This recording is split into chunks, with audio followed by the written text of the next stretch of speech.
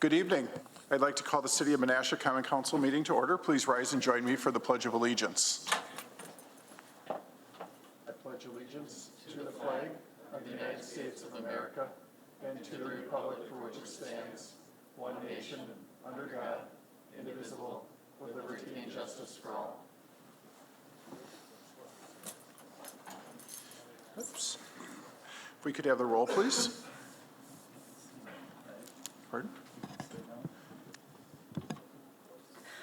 Alderman Lewis. Here. Alderman Tom Grady is absent. Alderman Ted Grady. Here. Alderman Rapella. Present. Alderman Nichols. Here. Alderman Eisenach. Here. Alderman Sevenik. Here. Alderman Hammond. Here. All are present with the absence of Alderman Tom Grady. Thank you. The first item on the agenda this evening is public comments on any matter listed on the agenda. Is there anyone from the public who wishes to speak this evening? Seeing no one, I hear you're all here for support for your respective departments. We'll move on to the police department, and we have Chief Thorne here this evening along with a good number of his team. Oops. I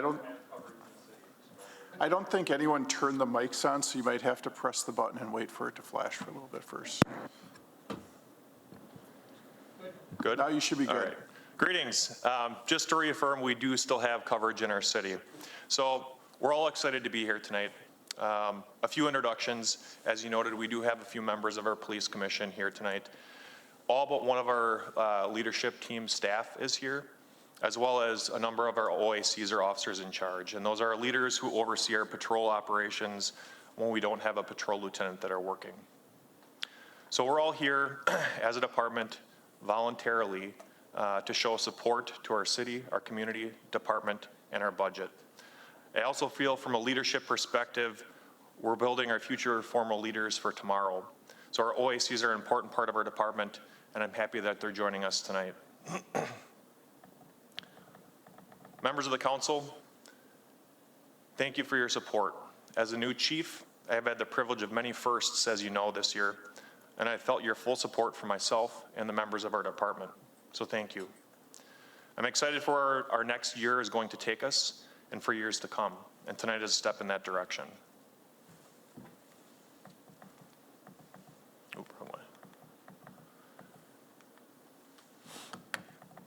In 2021, there was a lot of the council discussion in regards to funding for this very expensive piece of equipment for our department. Again, you supported the cost and the need for our department. You've also known and supported our growth and training needs over the years, and for that, we thank you. In February of this year, we had an incident where a homicide suspect who was armed entered our city and got into a pursuit with our personnel.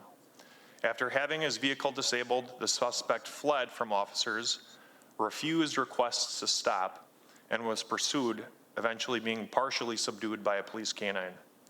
Ultimately, our very well-trained police officers were able to utilize the Taser 7, the device listed there, and apprehend the suspect.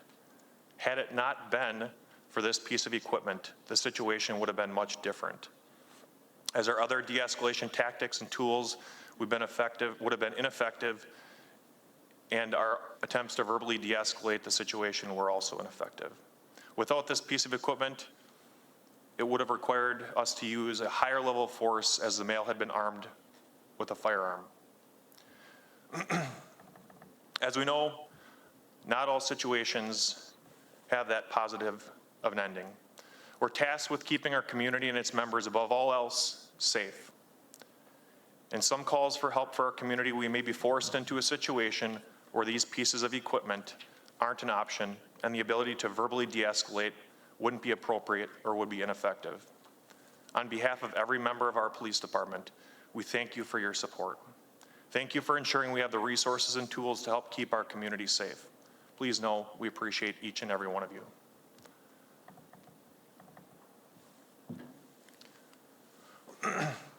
Here's our current organizational chart. At the very top, we have our 5 police commissioners, 2 of which are here tonight. Currently, we have 33 sworn officers, 6 CSOs, an auxiliary unit that has a little bit of a wavering membership from time to time. And as you know, there's that transitional period where we're also encompassing our records custodians and evidence custodians and their positional changes as we move towards the future.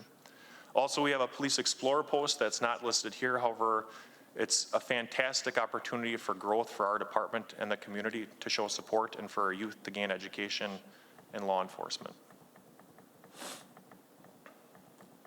So let's take a look at some of our accomplishments this year. Can you guys see that? Okay. All right. So, got it? Okay, good. So the first accomplishment is maintaining full staffing. It's incredibly rare. Most agencies are currently struggling to fill vacancies, and that's truly a testament of our hiring processes, our department's leadership team, our culture, and notably our deputy chief, who took on these efforts to change the way we recruit and retain our employees. It's also a testament of how they feel about you and our community. We welcomed officers Jordan Batchelor and Joseph Svitak to our department. Both were previous cadet officers the last year, and they were officially the last two police officers that Chief Styka swore in. As you know, we've also recently sworn in Officer Kate Lynch, who is one of our CSOs and a previous cadet officer as well. And lastly, Cadet Officer Jalen Gottschalk will graduate from Fox Valley Tech in December. He'll begin with us as a police officer in January. Christy Scott and Nikki Shettle were also onboarded this year as our records clerks. Another goal, or accomplishment rather, was that we held our annual department meeting and also met one-on-one with staff. The purpose of this was to determine what's going well, areas of growth for our department, improvements, and the why. Why do you come to work every single day? Why do you work for Menasha? Why do you work for the police department? Resoundingly, it was helping people, affecting change, making things better, our department culture and our coworkers, our focus on mental health and employee wellness, how we treat people, lead, our honesty, integrity, and that we're compassionate caretakers.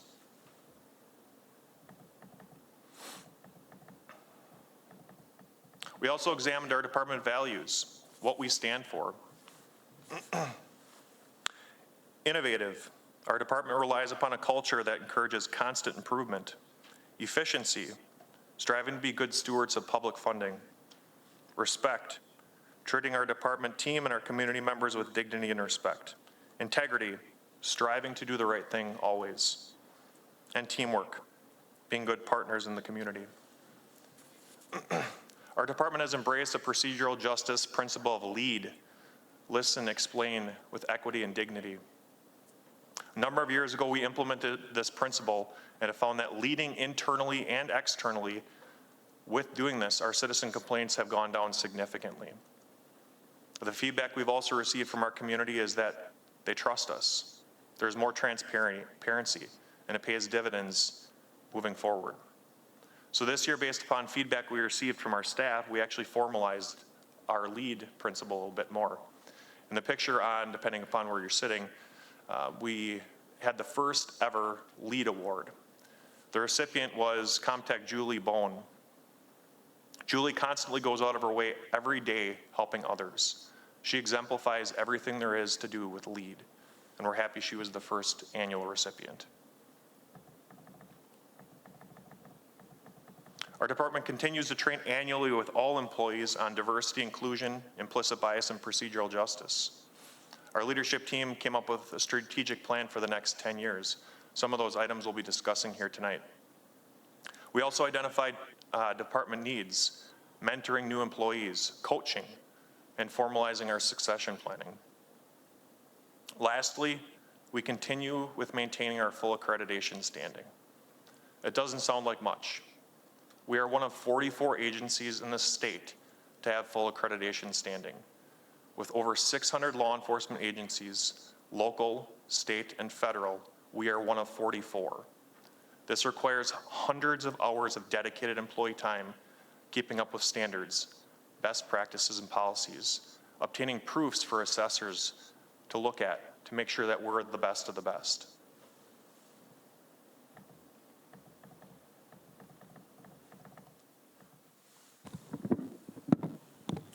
A few things we wanted to highlight for you if you were unable to participate with us throughout the year. It was very difficult to find just a few photos to put in here to highlight a few things. So here are just a couple things that we have touched upon. We held a 50-50 raffle just amongst the city departments just to raise money so we could start hosting community picnics for the first time ever. And on the bottom right, we held our first community picnic with the Appleton Pentecostal Church in September, and it was great. It was fun to get together to enjoy not only good food, but the conversations where we were able just to sit down at a picnic table and just talk about who we are, who they are, and how we can continue to come together was amazing. And it was very well attended by both the community as well as the department, as well as the fire department joined us too. There was basketball with the church members as well as our department, and we won't say who won or lost. But as you continue to look through some of these pictures, look at the smiles. Our officers and non-sworn members of the department love going out day in and day out and doing different things. Here we had our first honorary officer in January, Officer Chance Van Stippen.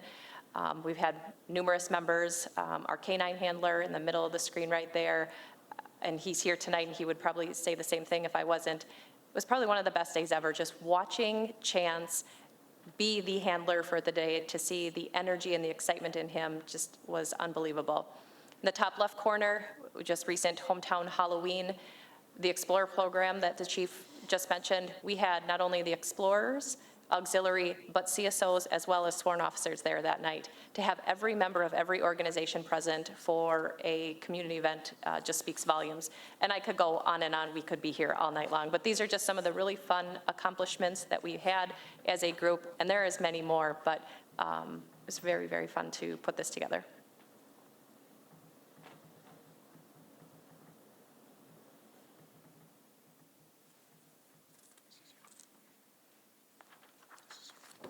Really? I have a hard time seeing the black. Continuing employee development is something that we continue to do every year. Lieutenant Pete Sawyer graduated from LPO. This is a command level leadership program that all of the leadership team attends. And we're happy to say that as of next year, everyone seated here will have attended, as well as then we're going to focus on continuing building up our OICs because they are our future leaders of the department. Another big accomplishment is redesigning the front desk area of our department. We found through recruitment we were struggling. We had 8 people leave in a matter of 2 years due to work hours, and other people just wanted to do more. So by listening to not only our applicants but our current staff, we have redesigned the front desk. We'll be switching hours, but more growth for the employees that we have in an attempt to retain them longer. And we have some really great employees, and they're excited for the change, hopefully here in the next few weeks. With the approved CIP funds from the previous year as well, we were finally able to update our interview rooms. We have a soft interview room set up for best practices when we are interviewing victims and dealing with different family members. And another exciting thing, early December, Officer Rick Heinen, our elementary school resource officer, will be meeting his new partner, his facility dog, and returning into the schools the second week of December. So as soon as he returns with his new partner, we'll have an exciting announcement.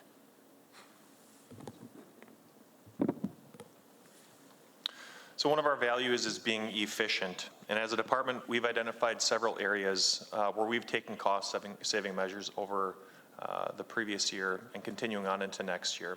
One of those being tracks, moving into tracks versus our T2 parking enforcement program. So T2 has been a great program for us for quite a while now. However, in examining tracks, our software that allows us to write traffic crashes, tickets, those types of things, there's a component of that where we're able to issue parking tickets. The program is great, however, the back end components of it where you're able to look at the accounting side of things, issue paperwork to violators. Those aspects of tracks isn't there. And Officer Nick Olzak took it upon himself and donated weeks of his personal time creating software to support our transition to tracks. So the listed monetary savings is $8,000 in our transition to tracks, which is free. However, the cost that Officer Olzak donated is immeasurable. Excuse me. Our MOU with Menasha Joint School District truly exemplifies our strong partnership with the school. With being able to transition and join our crossing guard programs, we're able to, and you'll see this in future slides, this year reduce our wages for our crossing guards, and next year we're reducing our wages $12,000.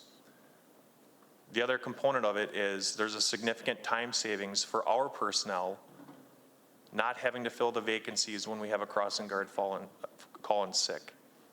Again, that's an immeasurable monetary dollar amount. However, it's something that's significant to us. Leasing versus purchasing our unmarked vehicles. This is something that Lieutenant Albrecht will speak of a little bit more in a few more slides. And different mobile radio manufacturers for our hardware. Lieutenant Albrecht, he is the guru of many things. He's our fleet manager, and many of our IT-related things he embraces and takes on different projects. One of those is examining our mobile radio manufacturer and identifying two separate manufacturers, one that was a little bit more expensive and well-known, and the other that was a little bit more cost-efficient. And through some testing, we learned that the other is certainly suitable. Our cost-saving measures this year is $191,840. Those are the tracked changes. However, there's certainly others.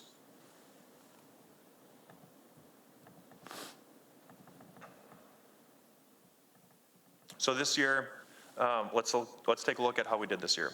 So wages, we're estimated to be under budget about $32,000. Our wages will be approximately $1,000 under budget. Salaries, we're projecting about $6,000 under budget, and that's attributed to our 2 retirements that we had this year, as well as 2 of our officers with a lower wage being cadets. Our overtime, prior to our October critical incident, we were projecting to be about $1,500 under our budget. Now we're likely to be a tad bit over. Health insurance down about $54,000 due to retirements and plan changes. FICA and retirement, both under budget due to our salaries being down from vacancies and cadet wages. Professional services, we're looking at about a $5,000 overage this year, primarily due to increased costs for background applicants for our officers, and there was an unexpected expenditure for the police chief background process as well. Grant equipment, we're going to be showing $69,000 over. However, there's an offsetting carryover of $61,000 for 2022, or that was carried over from 2022. Our fuel, we're projecting to be about $8,000 over. We had truly hoped coming into this year that fuel costs would have decreased a bit. They didn't decrease as much as we would have hoped, so we're over a bit. They're coming down. Our auxiliary budget is under by about $6,000. Staffing was down this year, and we also had a little bit lack of involvement for them with certain events. Conversely, our CSO program, they participated in a few more events this year, which encompasses our overage. Crossing guard budget, as I noted previously, beginning of this school year was when we had transitioned and made that joint partnership with the school district. And so we're estimating to be under budget about $7,600. Jail charges continue to trend down. We've also experienced local jails not necessarily accepting our inmates, which has been a challenge from time to time. We're estimating about $3,000 under budget. Animal charges predicting to be about $1,500 under budget this year. And that's truly hard to predict. Animal charges is a line item that's challenging because at any given time we could have somebody come in and request that we take 5 or 6 animals to the Humane Association for which we're charged. Our overtime, So this is a historical look back at our overtime for our department. 8 out of the last 11 years, we've been over budget for overtime. And over the same time period, we've seen an increase of over 27% for our salaries.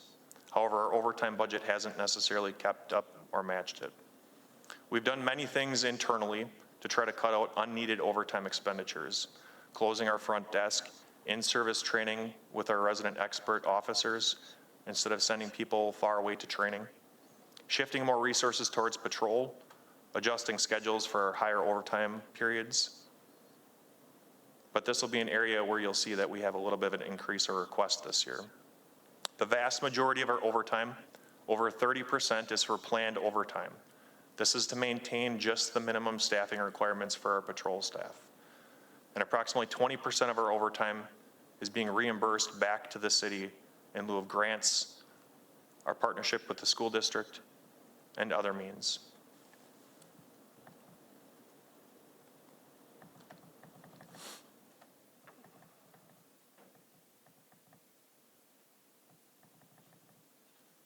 So let's take a look at crime statistics for this year. So as it relates to crimes against society, we've seen a bit of a jump this year, conversely than past years. However, what you'll see with numbers and the graphs as we move forward here a bit, we're really getting back to pre-pandemic type numbers. There was certainly a dip between 2019 and current. This category encompasses crimes, criminal drug arrests, nonviolent weapon calls, threats, and we're seeing an increase in sextortion and post-publish cases. And what those are is basically when somebody takes an inappropriate photograph of somebody and makes them pay money for them not to send it publicly.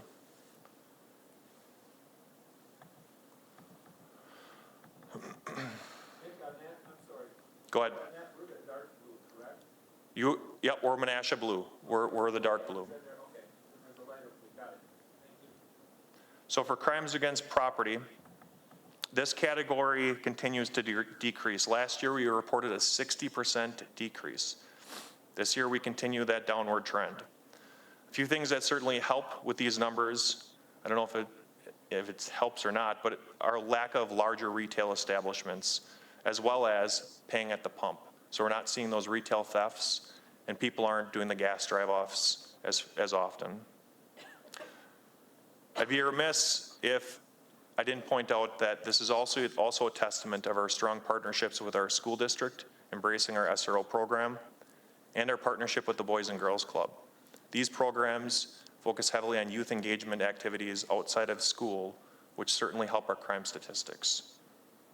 Additionally, community development and parks also certainly have a positive growth on our city.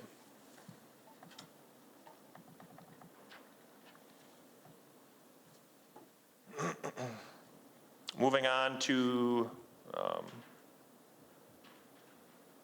crimes against person. We're seeing a slight uptick in crimes against person, but maintaining steady based on previous years. And the next slide is actually going to point out where we're actually seeing the most significant increase in regards to this category.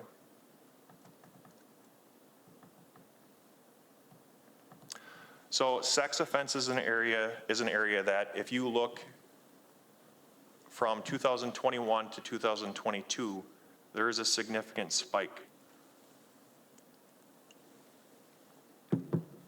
However, if you look at the range from 2019 to 22, it would be fairly flat. From a why have we seen this increase? The two things which I could point to is one, trustworthiness with our department, trustworthiness with our community. To the extent where just prior to coming over here, there was an individual who approached me and wanted to report a sexual assault that happened to her in a different community. Also, there's been some changes in terms of how victims report crimes, how victims can report sexual assaults. And so certainly that would probably affect in totality all communities, but I think it truly is a testament of our community, our department, that we're seeing those increases, the ability to be able to report and to feel comfortable with reporting those crimes. From a resource side of things, these types of investigations are resource and time intensive, and require a high degree of training from our staff who specialize in sexual assaults.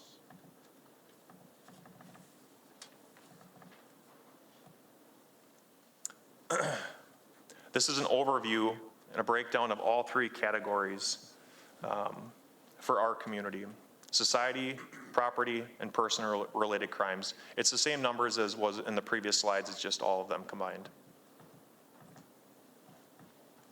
Looking at total number of arrests, here at the police department, this specific category encompasses both adult and juvenile-related arrests. So we're seeing trends, again, back up to pre-pandemic levels. And what you'll notice with this is our number of arrests are higher than Fox Crossing, Kaukauna, and De Pere. But we're about 360 arrests lower than Neenah, that has quite a few more people that reside there. The why? I can't speak specifically to why this is. However, our clearance rates are likely higher. And I think there's a true correlation of there's a true correlation of this and how busy we actually are.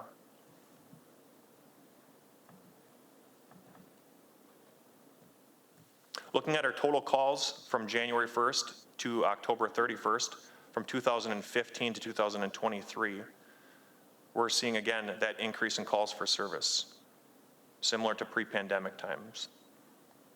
Of note, we're also seeing about a 60% increase in our 911 hang-up calls, which requires a response by our personnel every time. The highest was traffic stops, which is fantastic for our community to keep people safe. The second was 911 hang-up calls, and third were welfare-related checks, mental health-related checks.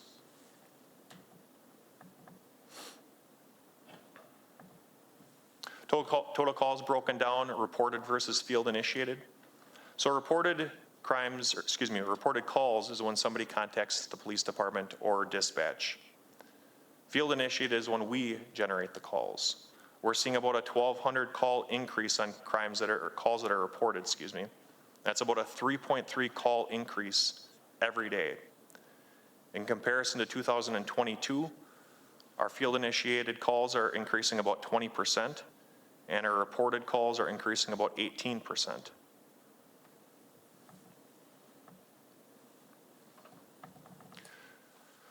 Excuse me. Our search warrant data will be covered in another slide. However, I think what this really illustrates is how technology is evolving and the requirements and demands that are placed on our department and law enforcement in general. As a recent example, there was a stabbing that took place in our community, and prior to the implementation of smartphones, our response would have been collecting evidence, obtaining statements, and hopefully obtaining a confession from somebody. Now, we do all of those things, and in addition to, we're looking and analyzing our smartphones, bank records, other electronic devices, all of which require search warrants. And those are expectations and requirements that we follow, ultimately to keep our community safe.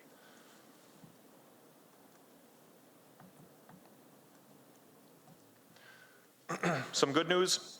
We're certainly seeing a downward trend in our ICAC, or Internet Crimes Against Children calls. And I think the interesting thing with this is it looks from year to year, it jumps up and down.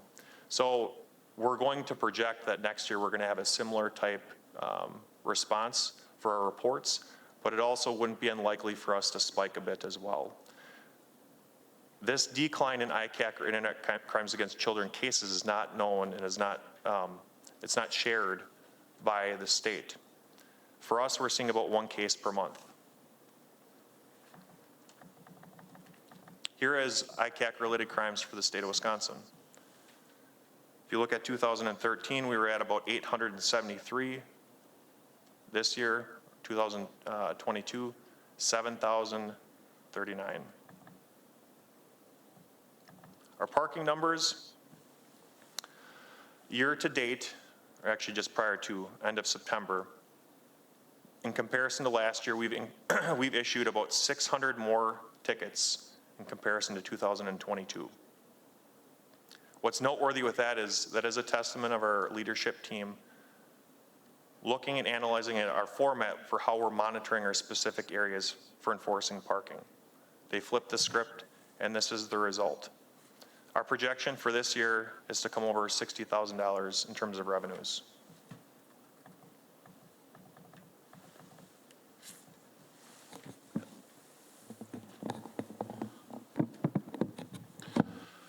So as most of you all know, this year we took over primary response to the Highway 441 corridor in our city. This is a snapshot of our, I guess, call volume from April until September. You'll notice that from what we were able to tally, from a resource perspective, we've almost had to spend 35 hours on the highway.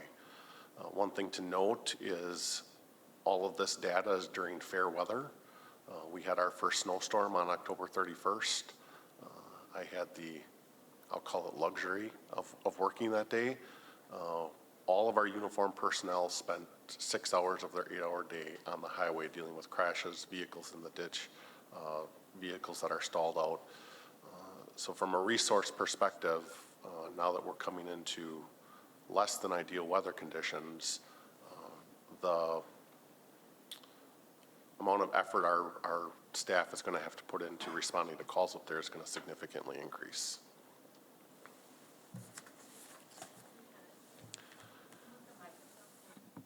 Sure.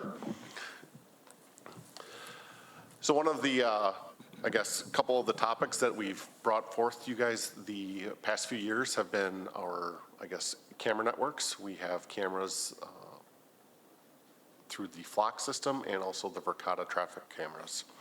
I'd like to take just a couple minutes to explain some of the success stories we've had with either one or both systems working together. This has been a great tool for our agency. It's helped us make our community safer. It has also been a force multiplier and allowed us to solve crimes more efficiently and quicker. So just a few of them. In September, we dealt with a hit and run crash at 3rd and DePere. The officer investigating that crash responded to an incident where a vehicle struck a bicyclist and fled the scene. That officer was able to utilize both flock and Verkada to kind of backtrack and look at some of the traffic patterns based on the vehicle description, find the vehicle on the 3rd and Racine traffic cameras, and then later locate the license plate on the flock camera network system, track down the driver, and obtained a full confession. So we were able to provide justice to that victim on the bicycle. In August, our agency responded to a shots fired incident, and the suspect in that incident drove away prior to officers arriving. Using the vehicle description given by the individuals involved, they were able to enter that search criteria into flock, locate a vehicle description, and get the license plate then. And other personnel working that day were able to monitor real-time footage from the Verkada network, locate the vehicle in the McDonald's parking lot at 3rd and Racine, and take the subject into custody safely. In March, we responded to an incident at Family Dollar. They had an attempted theft. They said that this individual had been involved in a previous theft, the loss was valued at over $1,000. We had no leads on the suspect. However, they were able to get the vehicle description and using the flock network, obtained his license plate, and then identified the male who was also involved in thefts in multiple jurisdictions, including Brown County, Fond du Lac, and Oshkosh. Without that flock technology, we probably would never have identified that subject. One of the more, I guess, an incident that tugs at some of the heartstrings is we had an individual call us that their child was walking on Doty Island, and a male had stopped and asked if the child wanted a ride. The child ran in fear. They ran back home. We were notified. The child gave a terrific description of the vehicle. We utilized the flock system, identified the license plate, found the vehicle and the registered owner, who was a sex offender, and he was placed into custody on a probation violation. So all this technology has greatly helped our department. It helps us keep our community safe. It helps us investigate crimes quicker and more efficiently. So in this year's budget, you'll see requests to maintain the flock camera system. However, we still do not have additional funds yet to really expand the Verkada network like we would like to. In order to make the budget fit our parameters, that was funds that didn't make it in again this year. So we thank you for your support for what we have had, but unfortunately, we'd like to do more and expand some of those networks, but it just didn't work out number-wise this year.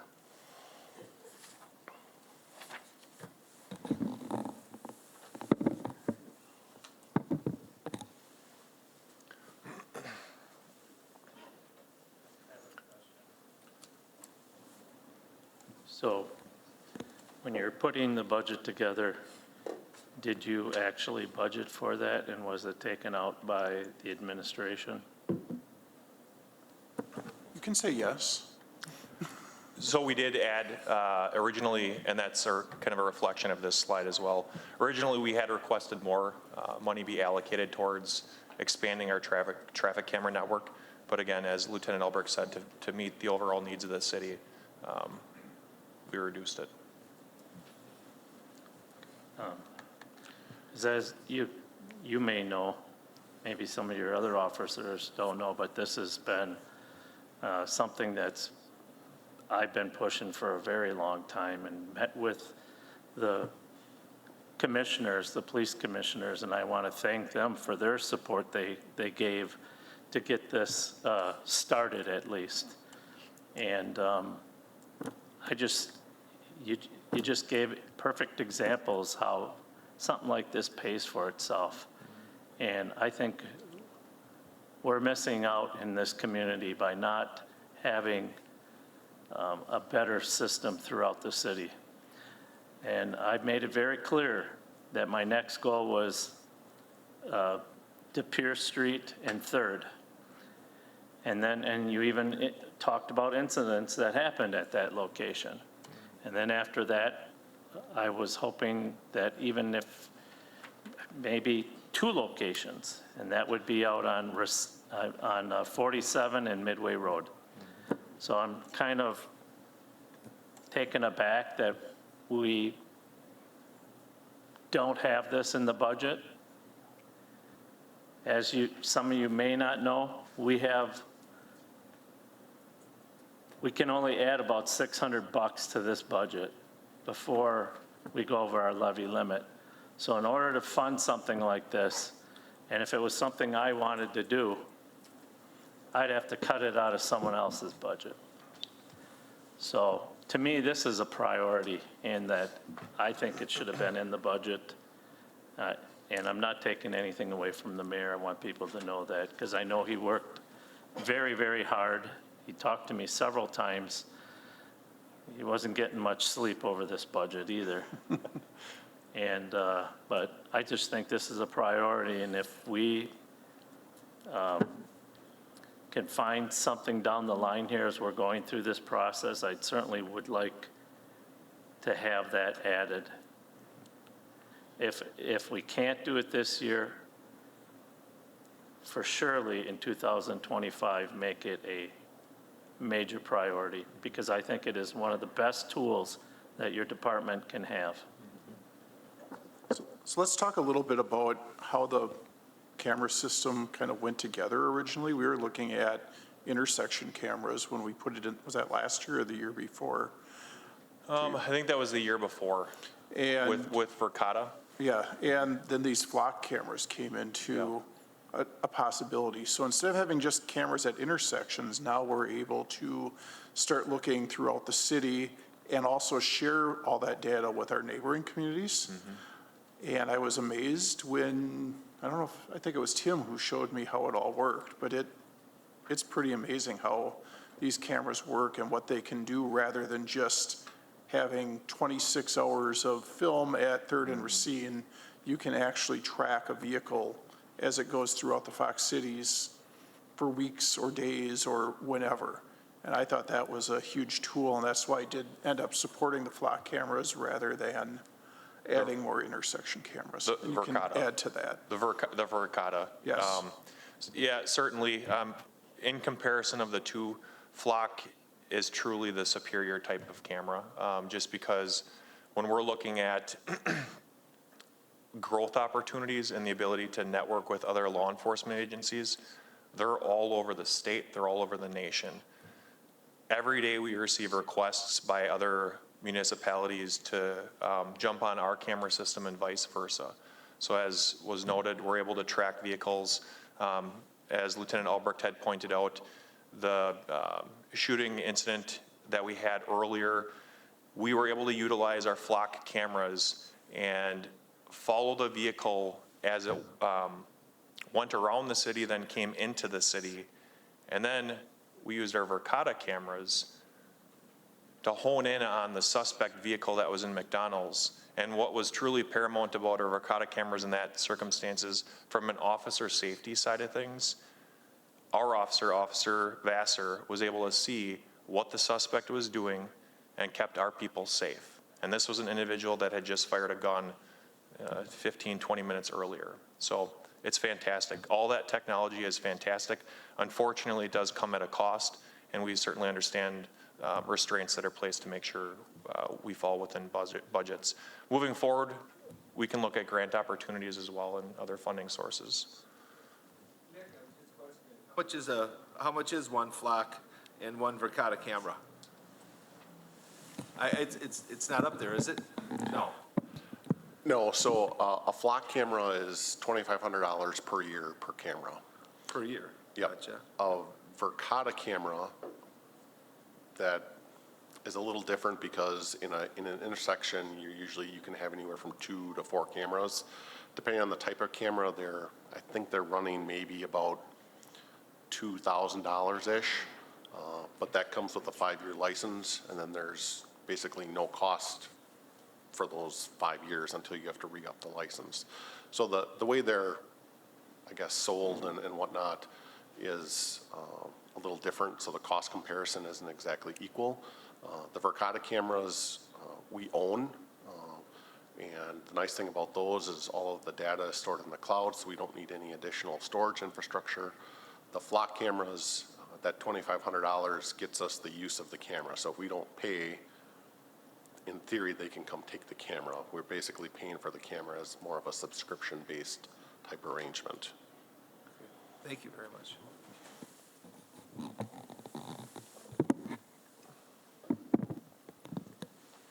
So moving forward, as noted, these are some items that, some additional requests that we had, but to ensure that we made our levy limits, we reduced our line items for these specifically listed items. Also, a new police department. So there are certain logistical and safety needs for our agency that we have, and moving forward, we're really looking forward to our facility study being completed in 2025 to identify and further illustrate some of those needs. We have the oldest current fully operating building in the city, and we do the best that we can. Thad and his crew are great, but from the safety side of things and some of the logistical sides of things, getting a vision for our growth opportunities in the future will be important for us.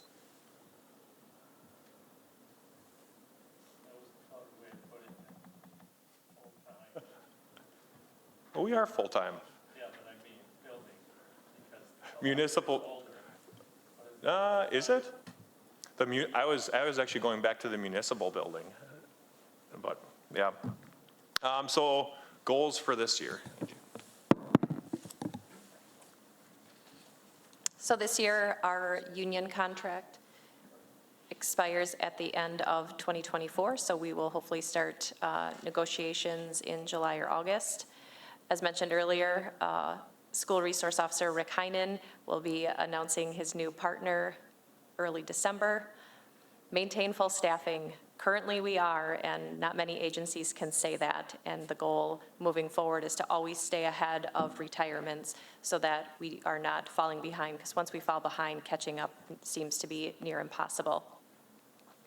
Wellness. You've listened to me discuss wellness for the last 3 years, and our wellness program continues to grow. Our main goal yet this year and moving forward next year is finding a mental health therapist. That is the true need of our department right now. We focus on financial, physical, and mental health far exceeds physical health right now. So I'm researching grant opportunities and trying to steal ideas from other departments with the goal of taking care of everyone within that building, sworn and non-sworn. This November, we have our reaccreditation on site for Wiley Egg. That will be very exciting, and we hope to see you all there for that as well. Lieutenant Albrecht will be talking more about the vehicles, but implementing leased vehicles for the first time. And then lastly, appointing an investigator. Years ago, we had 3 investigators. Right now, we have 1.5 because Investigator Heidemann serves as a half analyst as well as an investigator. He operates amazingly, time management, he's efficient. He is doing more analysts now, and we definitely need to appoint an investigator to continue with our caseload. And Lieutenant Sawyer, the supervisor of investigations, can explain that more. So to illustrate an example, excuse me, to illustrate an example of a recent search warrant, a search warrant was conducted on 4 different electronic devices, compromising of 2 cell phones, a tablet, and a laptop. This search warrant yielded over 2 million media files that were identified. All of those media files required individualized review in accordance with the allegations in the case. As the chief and deputy chief have pointed out, the increase in search warrants is a testament to the ever-changing landscape and the way that some crimes are being committed. The increase in internet-based crimes such as financial fraud and extortion cases has been attributed to this increase. In addition, with the increase in warrants, there's also an associated increase in time needed to analyze that data received: cell phones, extractions, bank records, location data, and account information. This adds significant time to the investigative process on top of the search warrant process itself.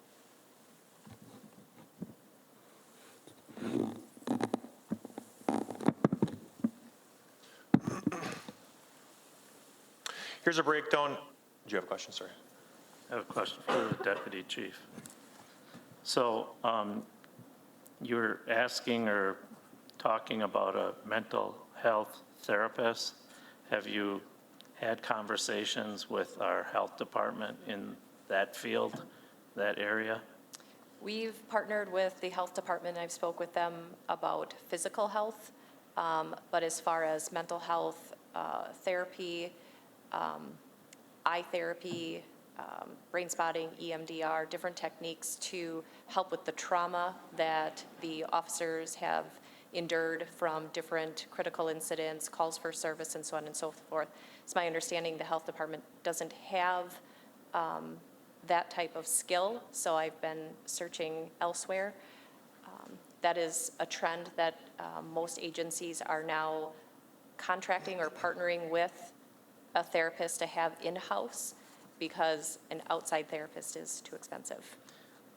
Yesterday, we had the health department's budget, and there was some talk, very little, but some talk in this area. So, I mean, it's kind of new for us. Okay.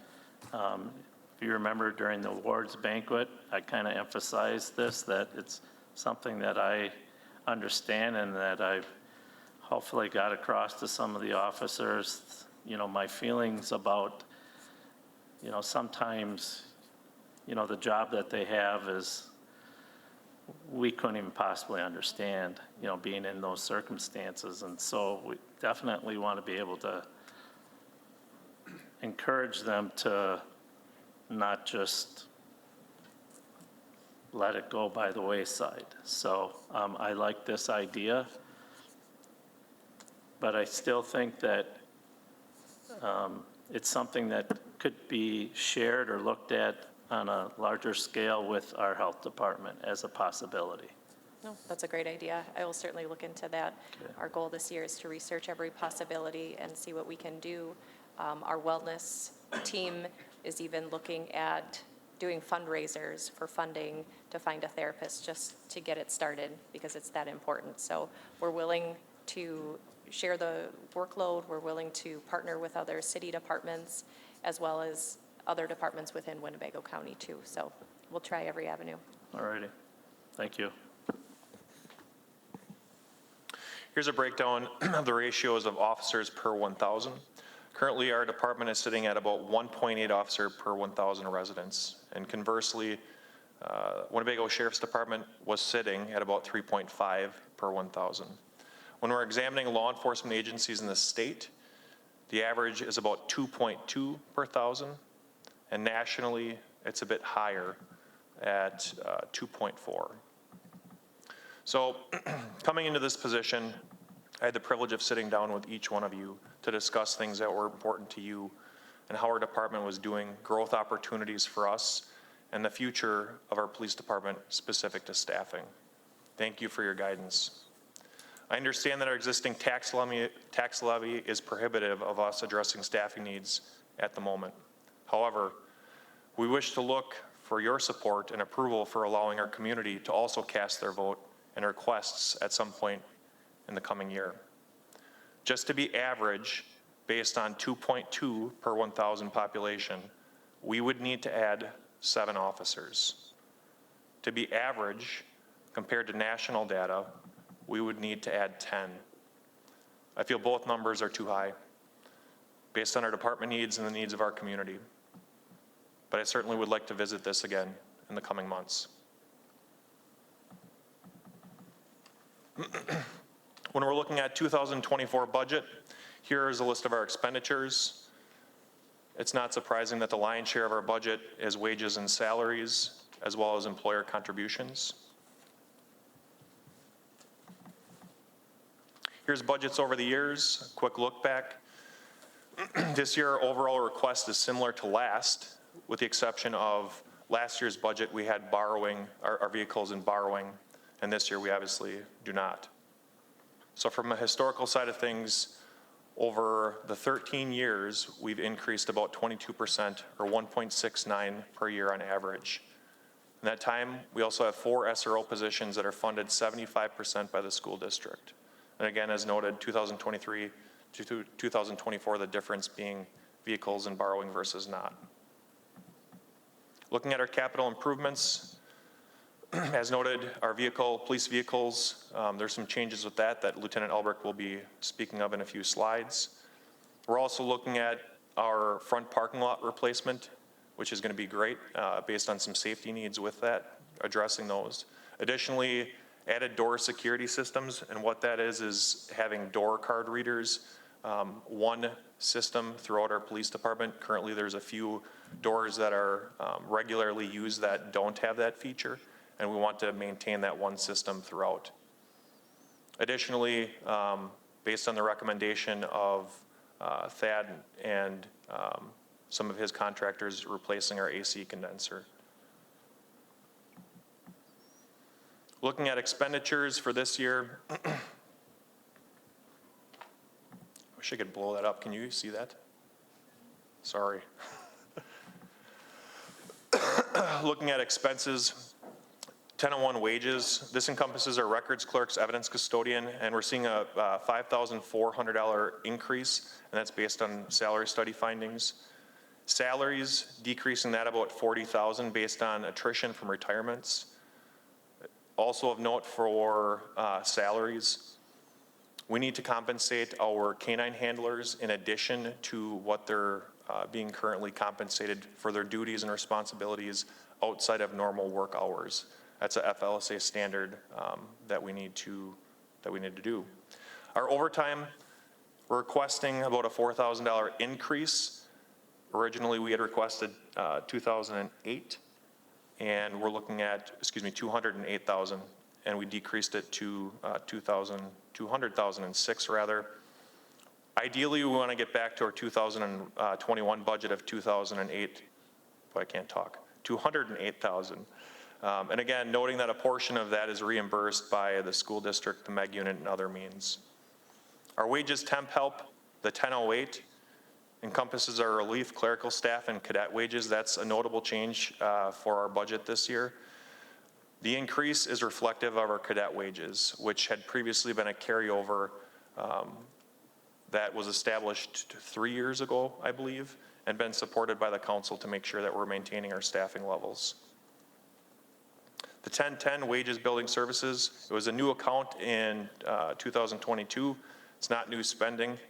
It's just creating that clearer picture of when DPW works at our department, their wages versus PD wages, and their offsetting expenditures. 1501 health insurance, we're decreasing that $39,638, and that's a testament of the Family Advantage Plan and the savings to the city, so thank you.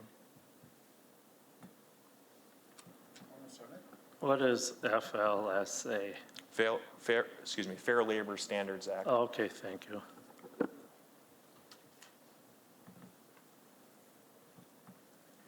The 1503 dental, we're decreasing that to have a closer projection to our 2023 projection.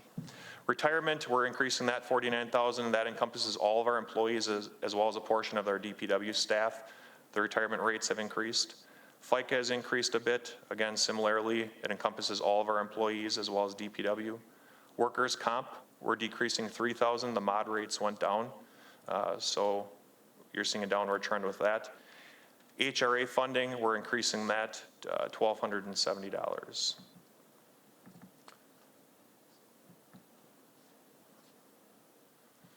Medical services, we're looking at increasing that, and that's attributed to increased cost with evidence supplies and requests when we're processing OWIs, the additional cost for processing that as well.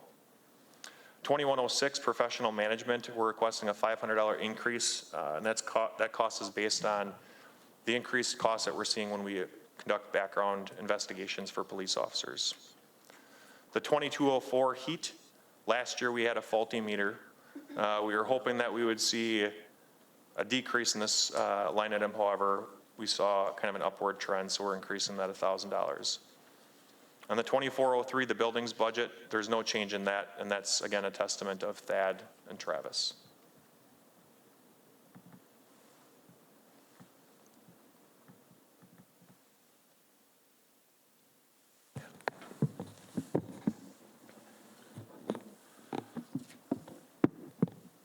So here on this slide, you'll see a list of many of the equipment-related items in our budget.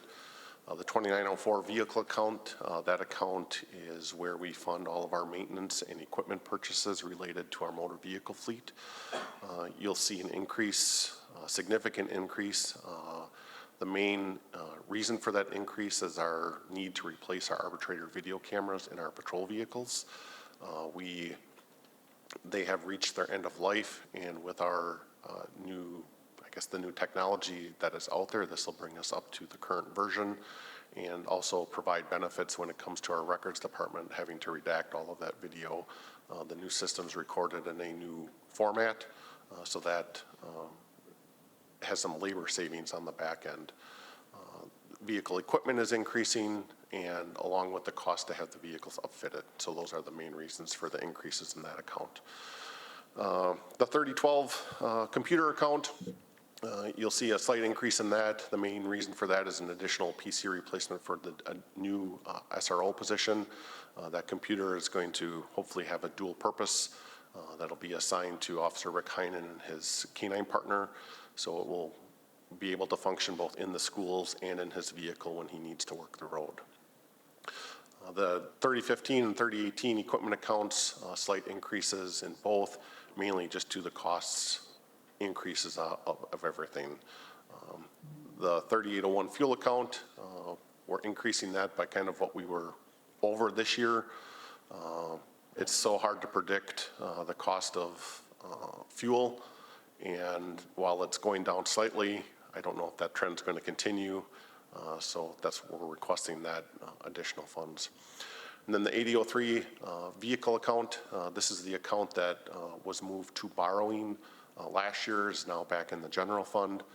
That's what we're requesting for the vehicle replacement and new leasing program.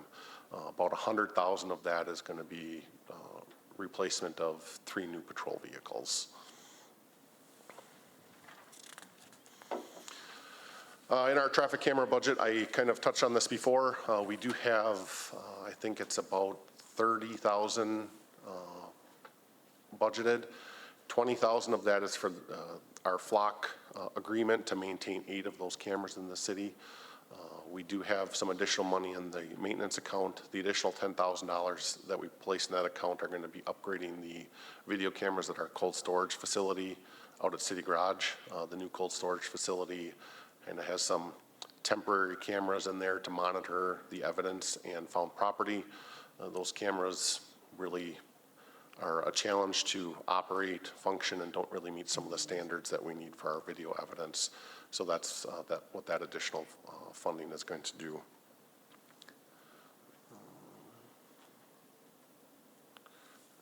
Who's this one?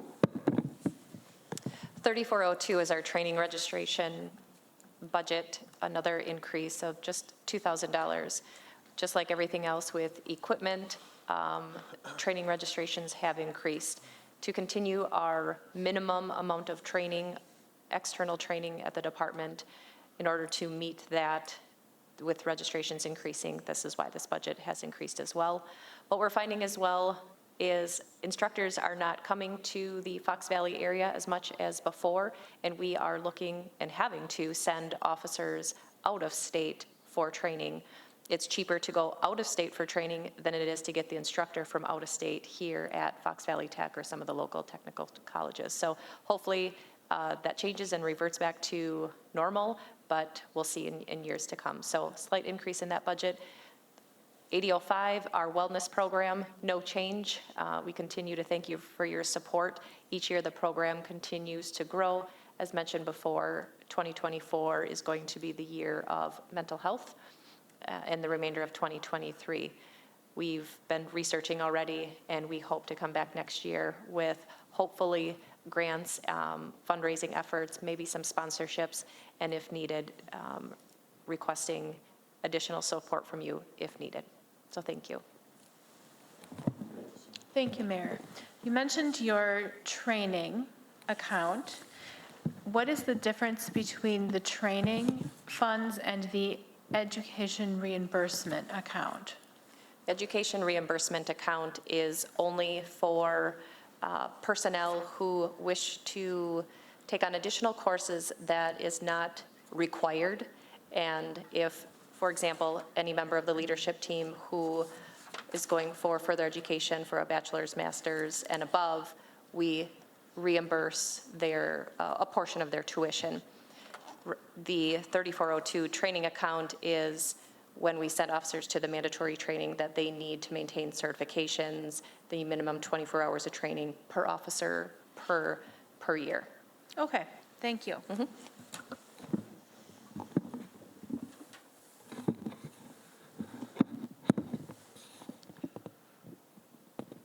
The K-9 program, we're requesting a $1,000 increase to the K-9 budget for a total cost of $3,000, which will assist us in implementing the facility K-9 this year, and then the cost for replacing K-9 Cammie in the next few years as she's ending her career.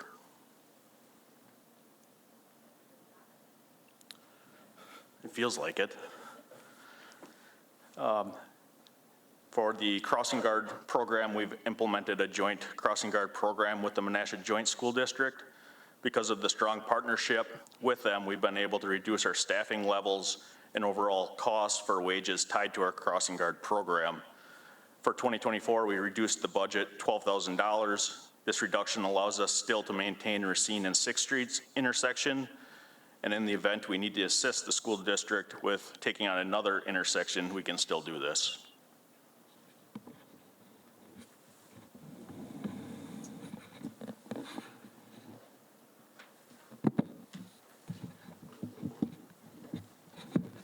So next is our community service officers. Currently, we get 12 hours per day coverage from the community service officers at a rate of $15 an hour, which we want to keep that as a competitive pay for them, especially with other CSO programs around the area. The increase of $4,000 is to account for additional coverage with them, which can include some additional parking help and additional coverage with the CSOs. The CSO program has been very helpful for our department. They do a lot of tasks for us, a lot of the stuff that officers just actually don't have time for. And as a quick note, since 2016, we've actually hired 8 of them as officers. So it's a wonderful program that we can kind of see how they do as a CSO and then bring them on as police officers as well. Able to write out like parking tickets, those type of deals, or do they have to have you guys do that? Nope, yep, they can write out parking tickets. Wonderful, because you're bringing in money on that way, so that's Correct, good. yep. Yes, keep them working. Yeah, yeah. Thank you. And then the auxiliary police unit, same hourly rate as $15 an hour, which is also competitive around the area. The recruitment was down this year. It's just kind of, the program is a little bit tricky because in the past, when there was a lot of people and applicants for law enforcement jobs, you kind of had to have a foot in the door in order to be a police officer somewhere. Not so much anymore. It's a lot more competitive. The flip-flop the other way around. So the recruitment was down this year. We're continuing to look at recruitment. We go to recruitment events at the techs and the colleges and the schools. So we're looking at some changes next year to see if a change in demographics would be a better fit for this unit. So this has no budgetary change going forward.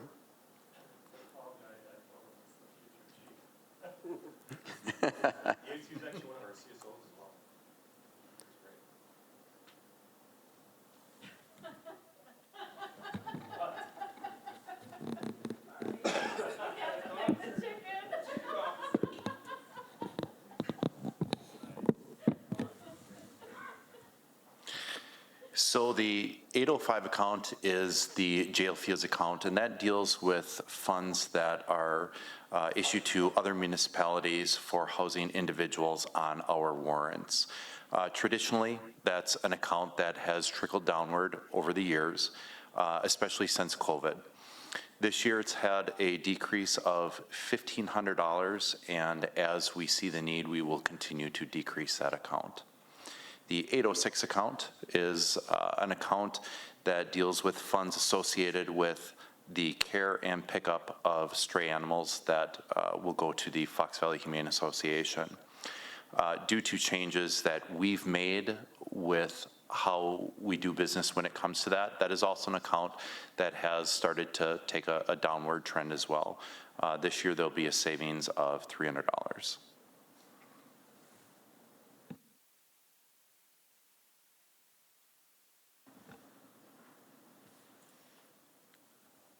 Thank you, Chief, and your team.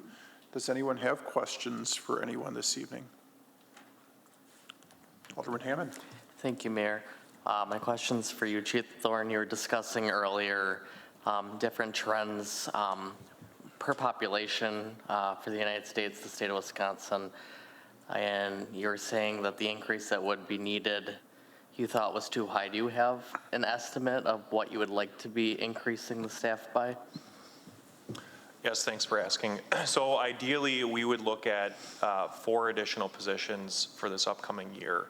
That seems like it would be, from our side of things, from our coverage side of things, from our ability to be able to potentially reduce our overtime costs as well. That would certainly help our department. It would help our investigators and help patrol. And from an administrative side of things, it would assist our department significantly. Fantastic, because I know when you and I had met earlier this year, you were discussing population changes and staff change in size, not necessarily following the trends. So thank you for all you do. Alderman Grodny. Thank you, Mayor. I have a question. I don't know if you guys have the budget book in front of you, but on page 233, it's the traffic cameras budget. And I've noticed that 30.15 is the account number. You have $30,000 in there for the flock camera, annual subscription of $17,500, and you have additional cameras of $12,500. So is this where the budget was cut, or and you wanted something else there, or why is it from 15 to 30, first of all? Is that Can you, what was the page number again? 233. 233.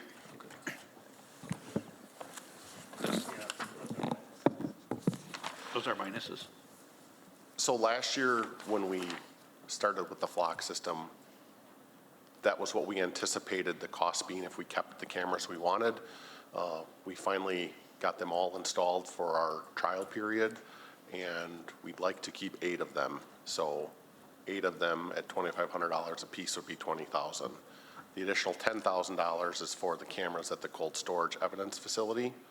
And yes, that would have been the line item that would have been higher if we wanted to, I guess, add Verkada traffic cameras. Okay, thank you. Make a note. Alderman Nichols? Thank you, Mayor. Deputy Chief, you mentioned the wellness program, and I'm looking at account number 8005, in which $8,000 was budgeted for 2023, and $69,000 was spent. And then for 2024, you're asking again for $8,000. So help us understand that big fluctuation. The $61,000 difference in there was the carryover from the previous year for body cameras. So it was just placed in there as a unbudgeted account. So we asked for $8,000, you approved $8,000. It was just placed in there. So 61 was carried over, shows it's going to be at 69, but we are on track for our 8,000. Does that make sense? So last year, that account was for the body cameras? Yes. Okay, thank you. 2 years ago. 2 years carryover. Okay, great. Thank you, that helps explain that. I know Chief took the time to answer a lot of my questions earlier today, which were also talked about in the presentation, so thank you for that. And forgive my laughter at the chicken. We have a standing, chickens are always the topic of conversation up here, and the fact that that photo was up there as you're part of the animal rescue budget. Jail impoundment. Yeah, it was Yeah. being. I couldn't resist. It was funny, thank you. Thanks for putting up with my humor.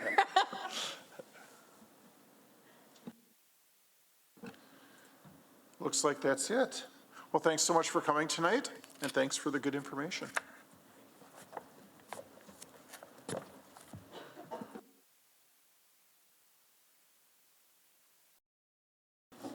Okay. Okay, we've set up for the next budget. I have the library director and the library board here this evening. I'll let you introduce yourselves, and we'll go from there. Thanks, Brian. All right. So my name obviously is Brian Kopetsky. I'm the library director. Hi, my name is Jill Halverson. I am the current chair of the Board of Trustees. Good evening. I'm Christina Turner. I'm one of the board members. I'm Carrie Lane. I'm also on the board. I'm the current secretary. Helen Engelbert, Board of Trustees. Hi, I'm Matt Zimmerman. I'm on the board, and I'm also the superintendent of schools.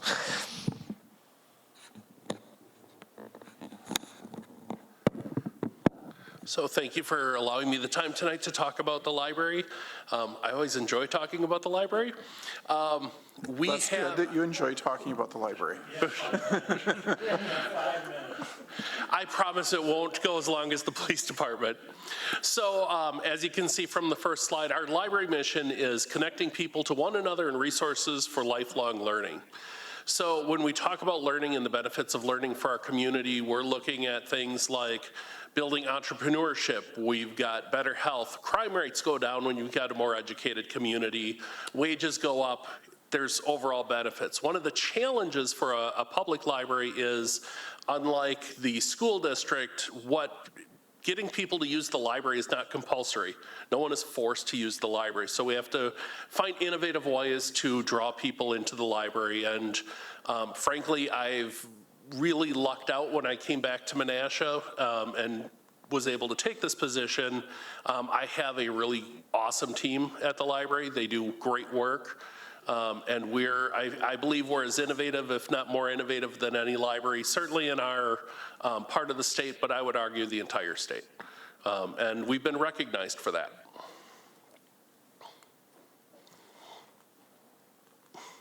Come on. Oh, sorry. There we go. So going over the accomplishments for 2023 so far.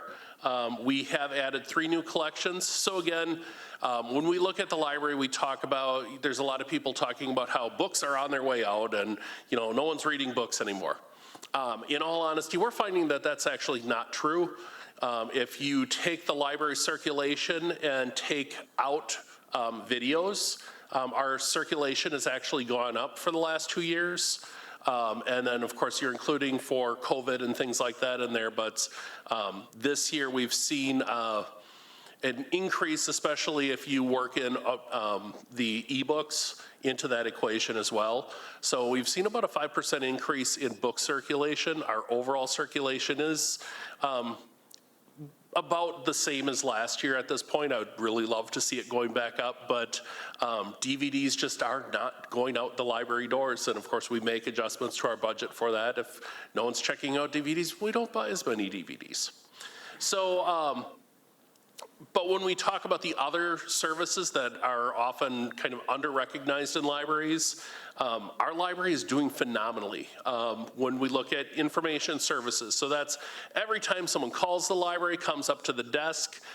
In a lot of cases, those aren't necessarily people in crisis, but they're people who are experiencing some kind of disruption in their lives. So it might be they're getting ready to retire. It may be they're looking for a new house. They're looking for a job. They utilize us as an information resource to get them connected to the right people. So far this year, we've seen a 52% increase in that service. Back in August, we actually surpassed the entirety of last year for the amount of information transactions we'd taken as a library.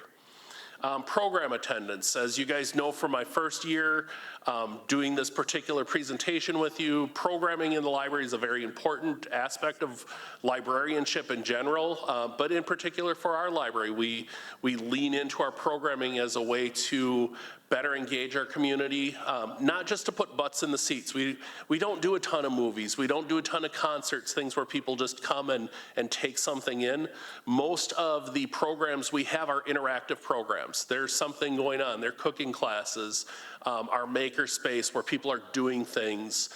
They're often activities. So while that's, I believe there's more benefit to that kind of programming than again, just someone coming in and taking in a movie, which again, we still do those are important, but it's a transaction versus building a relationship. In those relationship building type programs, we can't provide it to as many people at once. So we do a lot of programming, probably more programming than a library our size. I can't think of any others that do as much as we do, to be honest. And that has paid off, at least in our statistics. Again, through the end of September, we're still working on the October statistics. We're up over 30% for year to date for how many people have attended programs. Again, you can see there that number is actually over almost 15,000 people so far. And I'm pretty sure we surpassed last year's numbers already once we have our October statistics up. We established a 501c3 for the Friends of the Menasha Library. So the library has had a Friends group in the past for a number of years. And again, it was before my time, so I don't know what happened, but the tax returns were not, or the tax forms were not submitted. So the IRS bumped the Friends group out of their system. So this year, starting last year and into this year, we went through the efforts to get that reinstated. That allows us, of course, to engage the community, get people to help us with volunteership, things like that. But just as importantly, it allows us to apply for grants that are often not available to government entities. So we can set up a pass-through. So give an example, Walmart, Target, a lot of retail places, they have grants in place to help with programs and things like that. They typically don't allow you to do it as a government entity, but we can, now that we have a 501c3, we can apply for those and then create a pass-through account that would allow us to utilize those funds. And then it doesn't seem like a big thing, but we're very proud of this. We published our first book this year. So the book is called 17 Secrets. For the last couple of years, we've had a writing group that we host at the library, and they published their first book. And actually, Lakeside Book Company was instrumental in making that happen for us. And we're actually in the process right now of reaching back out to them to see if they're going to help us with volume 2. We've got 20 stories already to go for that. And we had almost, I think it was 75 people or so showed up for that program when we had the unveiling. And we sold, I think, 50 copies of the book so far. So not tremendous, but again, it's not a lot of libraries publish their own books.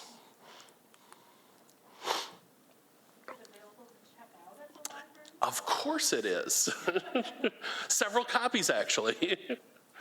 So again, just kind of going through the numbers, program attendance, like I said, we were up about 30%. Our makerspace usage. So again, my first year doing this presentation in front of you, I did this big spiel about how we wanted to try to develop a makerspace in our library. It was a proof of concept idea that has actually become an instrumental piece of what the library does. So again, it's that interactive, hands-on learning. Instead of just handing something to you and saying, get out of here, take it home and go learn something, we want to invite our community to come in through our doors and utilize our spaces and learn things in the library using both our staff and then experts we can bring in from our community to do those things. So in the first 18 months, we've had over 6,500 people use that space. For those of you who have actually come in and toured that space, you know it's in the basement of the library, about as far away from the doors or anything else as you can get without like tunneling back out through the back of the library. So as a proof of concept, I think it's been very successful. We've had, year to date, we've had about 200,000 checkouts of materials.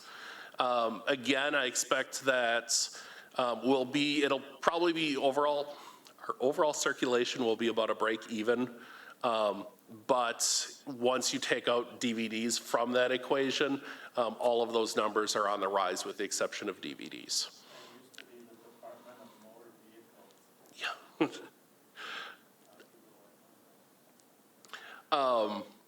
Meeting room uses. So this is something that has been a struggle for us is we've got basically 3 meeting spaces in the library. They're almost constantly in use. I should say they're constantly in use at the times that people would primarily want to use those spaces. Overall usage is up 33% this year. And frankly, we're having trouble just booking our own rooms to use for our programs. So I guess you could argue it's a good problem to have, but again, it creates some challenges. And as we start talking about a library renovation, that's one of the big things that's actually driving the things that we want to be doing. Value of service to our community. So I don't know how many of you actually read the director's report that I submit to our board each month, but for the last, I think, 3 or 4 months, I've been including numbers that are created by an ALA calculator that you basically put in all of your statistics and it creates a value of the service that you provide to your community. So as of the end of September, according to that calculator, and there's a link for it in my director's report, that value is almost $4 million.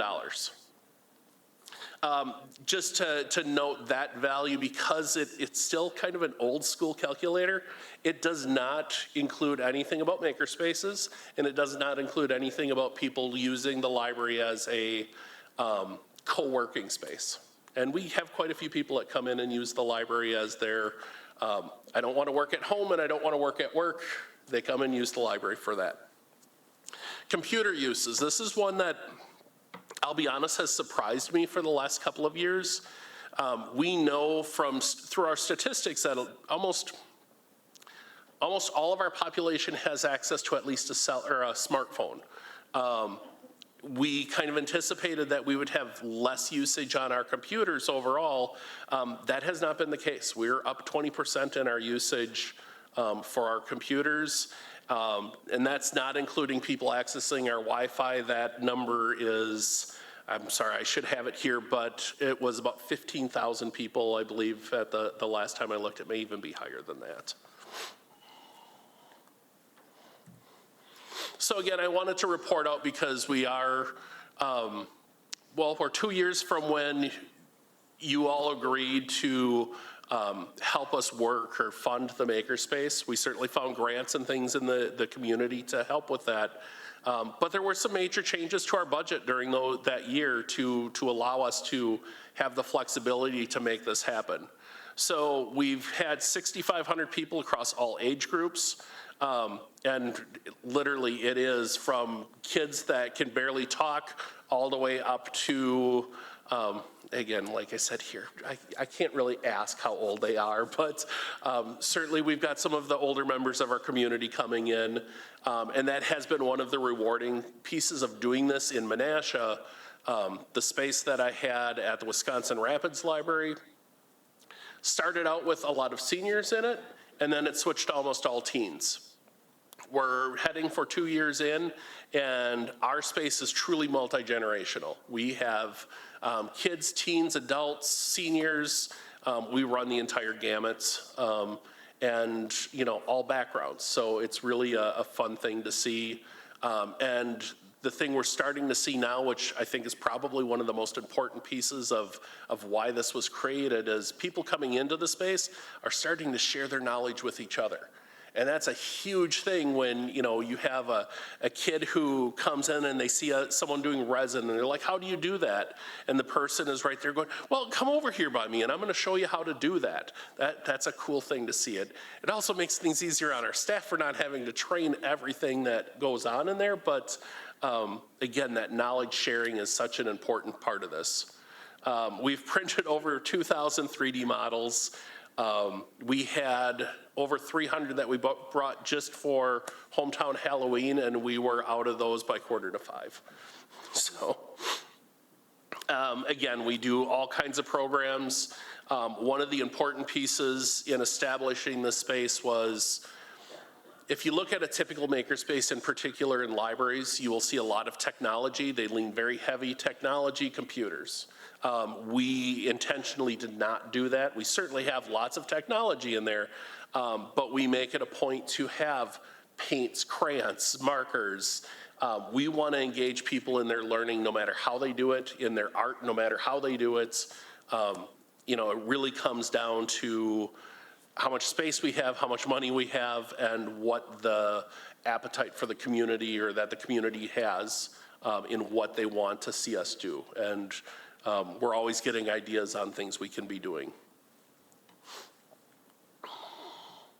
So, as we get to our goals for 2024, obviously the biggest piece that we've talked about a little bit at our August CIP planning meeting, I had talked on the library renovation project.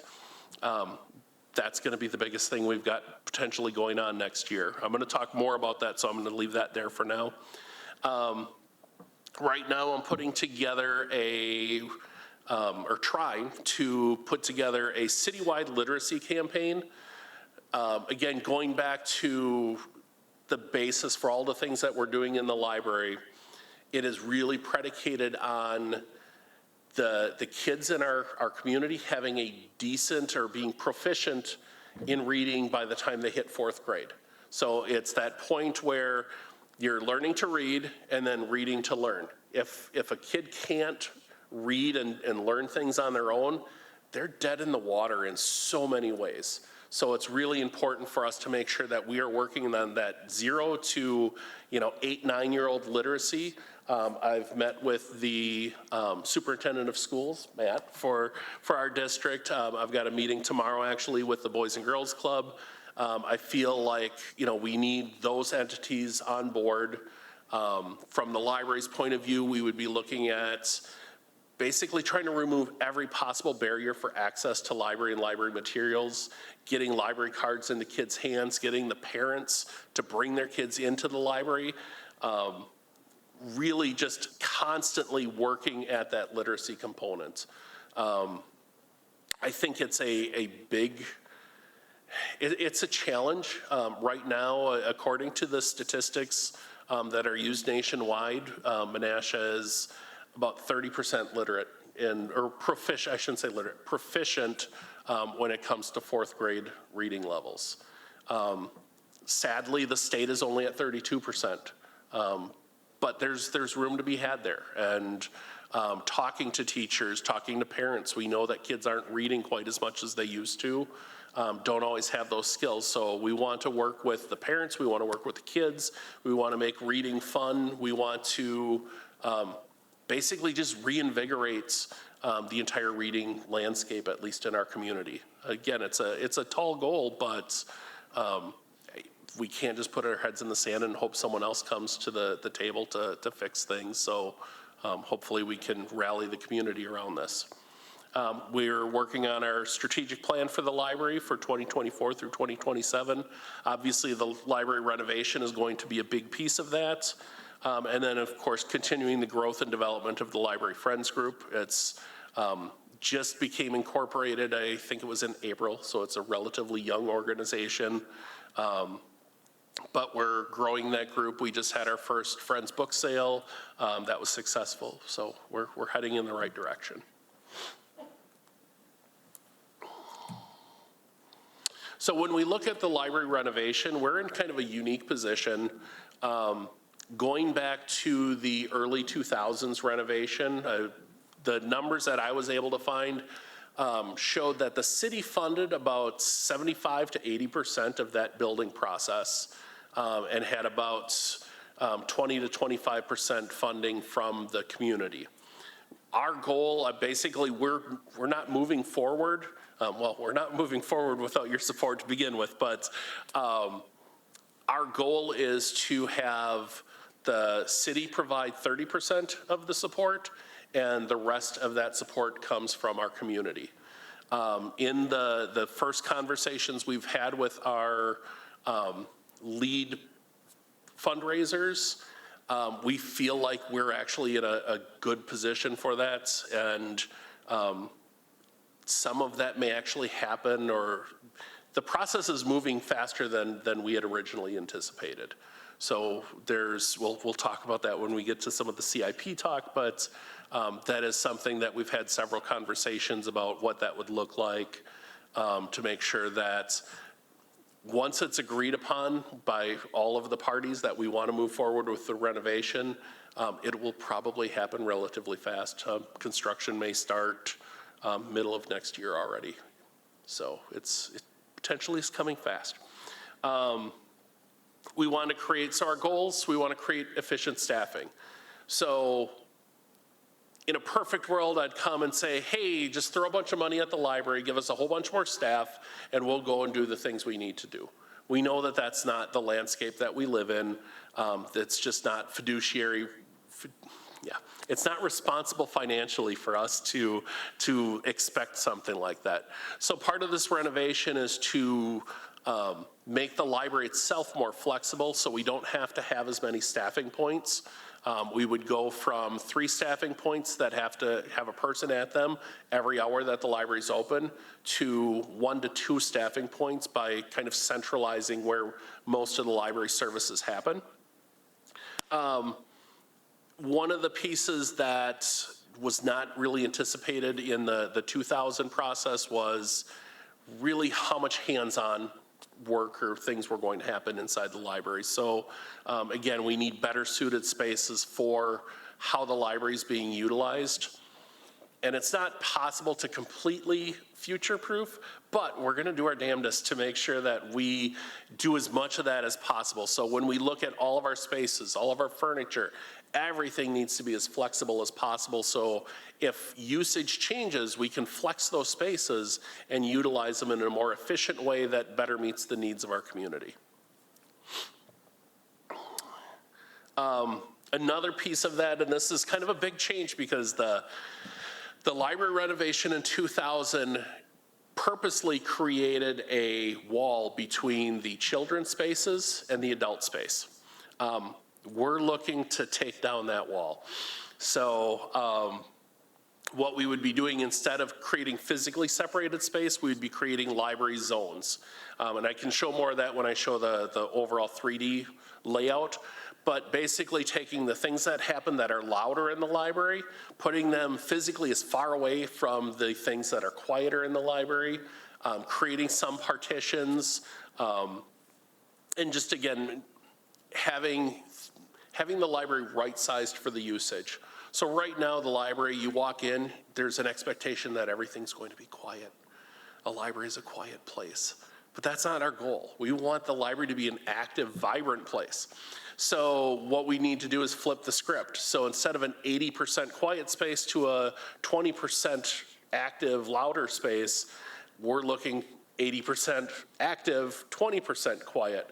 So we would be looking to have smaller reading rooms that fit with how many people actually do that quiet reading while they're in the library. Again, meeting room spaces to accommodate demand. In all honesty, that's one of those things where we can add space and keep adding space, and there's always going to be demand for it. So along with the actual renovation, we're also going to reassess some of our policies to make sure that the library, for one, city governments, and our nonprofit partner organizations have access to our spaces first. And then there's potential to utilize some of those spaces for hopefully some revenue opportunities. But again, we don't want taxpayers to be floating the bill for private companies to come in and use our spaces. And we do see some of that. It's typically for training. We do have policies around that right now. But again, when the space is at a premium, we have to look at everything and figure out what our best policies are. And then the other thing we don't have right now is any sort of outdoor space that can be utilized in a safe way. So this design actually does include an outdoor children's programming space that is fenced in to allow us to do programming outside without having to worry about like a child running into the parking lot. Our parking lot is kind of dicey at times. People are not careful when they move through it. So as we look at the renovation plan, and I don't know how well everyone can see this, but the top of the image is the current entrance. The preliminary design has us bumping that space out, making that library foyer area a little more usable than it is now. Entrance into the library, most of that stuff stays similar to how it is now. Again, that wall that divides the two spaces would come out. We would be adding basically 5 meeting spaces to the first floor. So in the long run, what we'd be seeing is most of the meetings, most of the activity that happens in the library happens on the main level. So in this design, we've actually removed all staff from the main floor area as far as like their office areas, things like that go. We've got 2 training rooms. They can be, there's a divider in between, so that can be opened up into one larger space.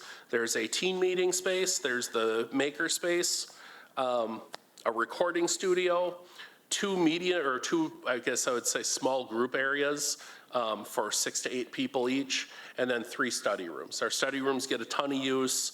And again, those small meetings where right now we have groups that end up using Company Room E. So Company Room E is our largest meeting space. It accommodates up to 150 people, but because we don't have many spaces, we'll have meetings where there's like 10 people in there. It's not an effective use of our spaces.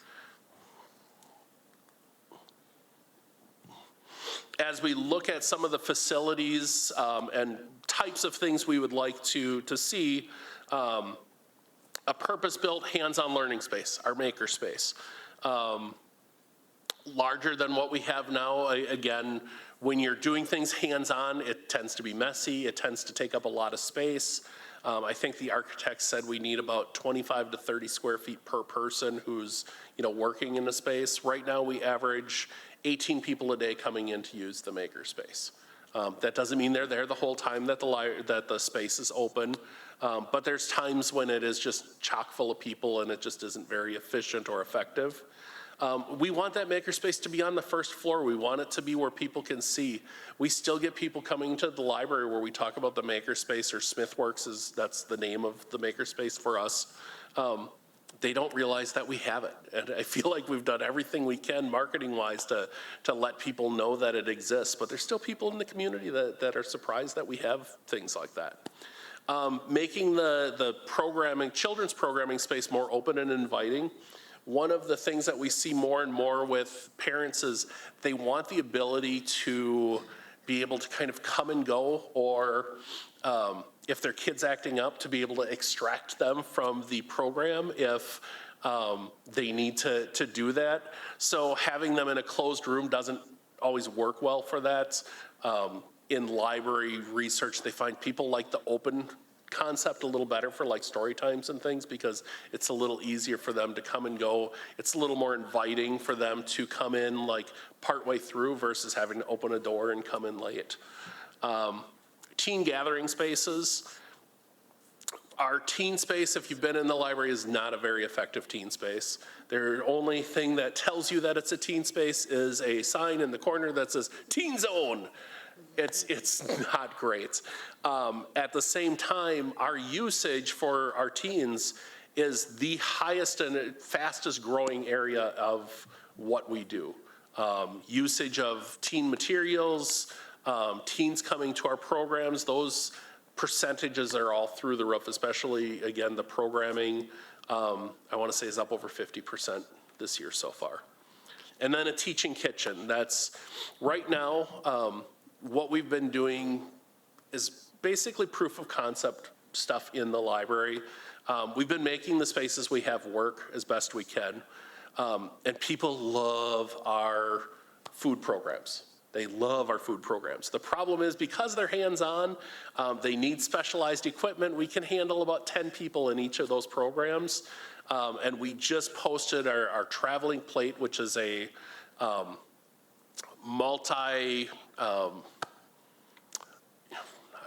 sorry, I've lost the word that I'm looking for. It basically is looking at foods from across international foods, things like that. So it's been very popular, and the staff is a little mad at me right now because so many people are complaining at them because they can't get into the program because it's limited. So we're trying to find ways to work around that. The fact of the matter is, if you want to grab the latest bestseller, you have to wait in line for that too. So it's just, resources are not, we can't supply everything to everyone all at once. Where would that teaching kitchen be located on the first floor?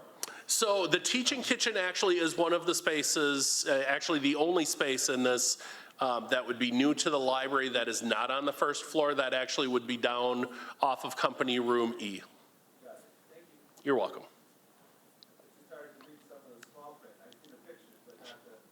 Yeah, so there's right now off of Company Room E, there's a little kitchenette off of there. It's possible to open up that space. There's a coat room behind it, but there's enough space there to actually put in a kitchen. We would have to figure out ventilation and all that fun stuff, but there's potential there. You're welcome.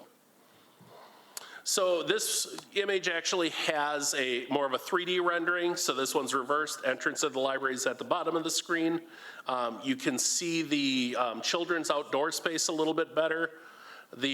Just inside of that children's outdoor space, right now that is the programming staff workroom. They would be moved upstairs, and that would be opened up to allow for the more open programming, to have a place for people to hang out. It's another issue that we've been working on as a library is we want the library to be a place people want to spend time. So we want to make sure we have the facilities, we have the things people want to be able to hang out with us for a while. Again, the old concept used to be, hey, come in, grab your stuff, get the heck out of the building. Now we want people to spend some time with us. Again, if you look at pretty much dead center in the image, you see that kind of C there, that is the main staff desk.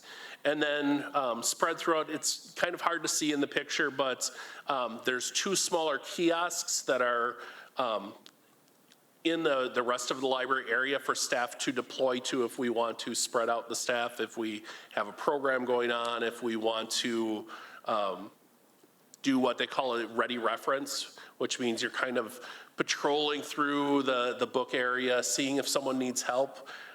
That's one of those things that some people really like the idea that, oh, there's someone that can help me that's, just kind of patrolling around the library. Some people really hate that concept because they don't want to be bothered while they're looking in the library. So rather than having, just wandering around bothering people, we'll just have some spaces where we can let people know that if you need something, we can come help you here. The Myron Fireside Room. That is a space that on the whole will not be touched. We love the way it is now. It suits us very well. The one change that we would like to see in that area is glass doors that can be closed off or opened up depending on the usage. So if we want to utilize it as a quiet reading area, those doors can be closed up to mitigate the noise. We could do programming in there, which we already do programming in that space.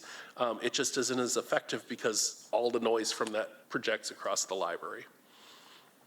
Straight on at the top of the image, you've got the maker space. And again, these are preliminary images, so some of this we're already talking about potential changes on. So one of the images I actually didn't include in any of the stuff I gave you tonight, they have this big canopy that they were going to put onto the entrance of the library. In the conversations that we've had, because that canopy does not face really any of the traffic areas, it was, the current thinking is we could probably save some money and spend our money more wisely by working on the front of the building to let people know that there's changes going on inside the library. And again, just saving some of those funds that potentially would have been used. That structure and then the bump out for the library came to almost $3 million. So again, we just didn't feel like the return on investment is there. But if you agree to move forward with the CIP, we'll have multiple points when we would come back to the council and say, here's what we're looking at. Do you agree with us before we move on to what those next steps would be? I don't know exactly what those points are. We've been working with Maggie or the city attorney and mayor. And then of course, depending on the funding that we can get from the community, drives a lot of those conversations as well. But there will be multiple opportunities to make sure that we have your agreement that we want to move forward. Yes. Thank you, Mayor. I'm not sure if this is the appropriate time to ask the question. However, are you saying that these drawings are preliminary Yes. still? Okay. And when they're final, where will we be able to see giant pictures? Yeah, so when we look at the CIP funding that we put in for next year, the $250,000, that primarily is to do the next set of the final design. And that's been one of the pieces that we've been going back and forth with our lead fundraisers because they would like to go to final design now. And they're, depending on the project, I've seen it done where you get your final design, you raise the money for it, or you raise money and then say, here's how much money we have, go make us a design that works for this. Oh. So there's 2 ways to look at it. We're still not sure which way we're gonna go. But the upshot of all of that is I would expect that we would have a final design produced sometime in the spring of next year. And that would come to you with, to get input during the process. Again, some of this was already handled during the engagement process, so when we look at overall spaces, that's pretty much set at this point, because we, went through the engagement process. The community told us what they would like to see. More of what we're talking about in design now is, do we want to put the teen space directly next to the maker space and move those meeting rooms to the other side of the room? It's more that kind of infrastructure stuff. But again, especially when we talk about the design aspects that would go to be seen by the community, we would be looking for input on those things. I know I didn't give you a very straight answer on what you're looking for. No, I guess I'm a little confused now because am I hearing you say that, let me back up a second. You already did the community engagement Correct. portion of the project. Correct. And from that, you took ideas and incorporated them into this proposal. Correct. We're still not at the final design yet. Are you saying, am I hearing you say that the community will have another chance for input? Or they've already had their chance and this will, I just want to be very clear on the process here. So I guess the most accurate way to say it would be that the community will be shown what we're looking to do. Great, that's what I was expecting. Okay. And I'll share my thoughts about raising money in projects with you another time. Okay.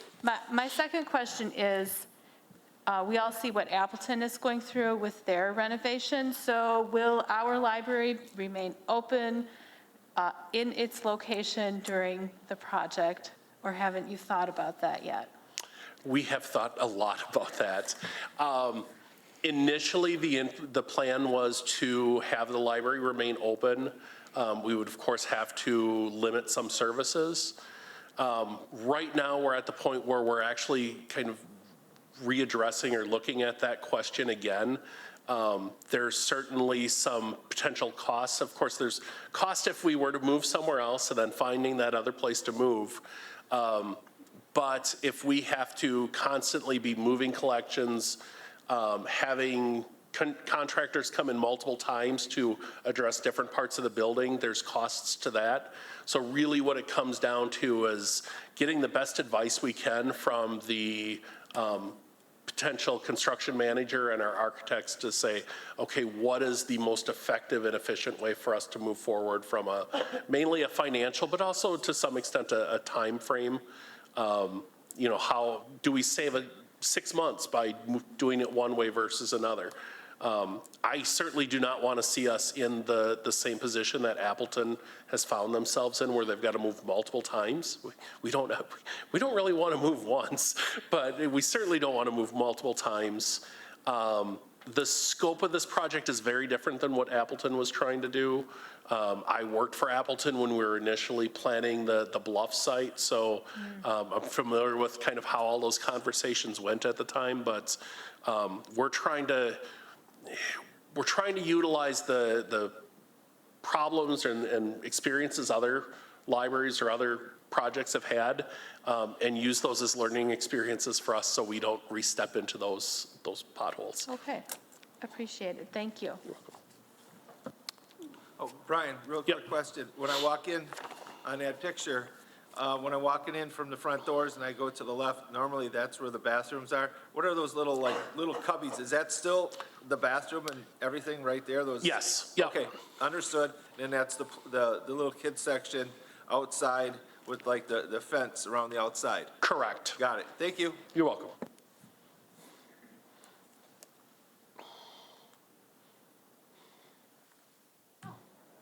Oh, I guess that is where we are at. I didn't have a question slide, but of course, any questions that you guys have you're welcome to ask. No more questions? Oh. Okay. Well, Alderman Hammond ended up first. I have to take everyone in order tonight, so. All right, thank you, Mayor.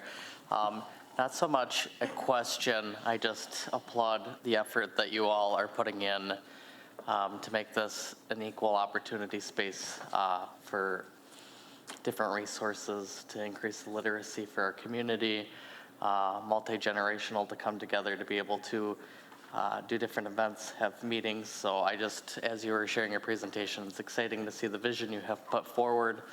And I think it's very well thought out, and I appreciate the aspect of just making sure everybody has opportunity to access. So I just wanted to thank you for the effort and just draw attention to it. And for folks that haven't been to the makerspace, it's really cool the stuff that you have going on there, and I'm excited to see folks continue to use it and get use and enjoyment out of it. Thank you.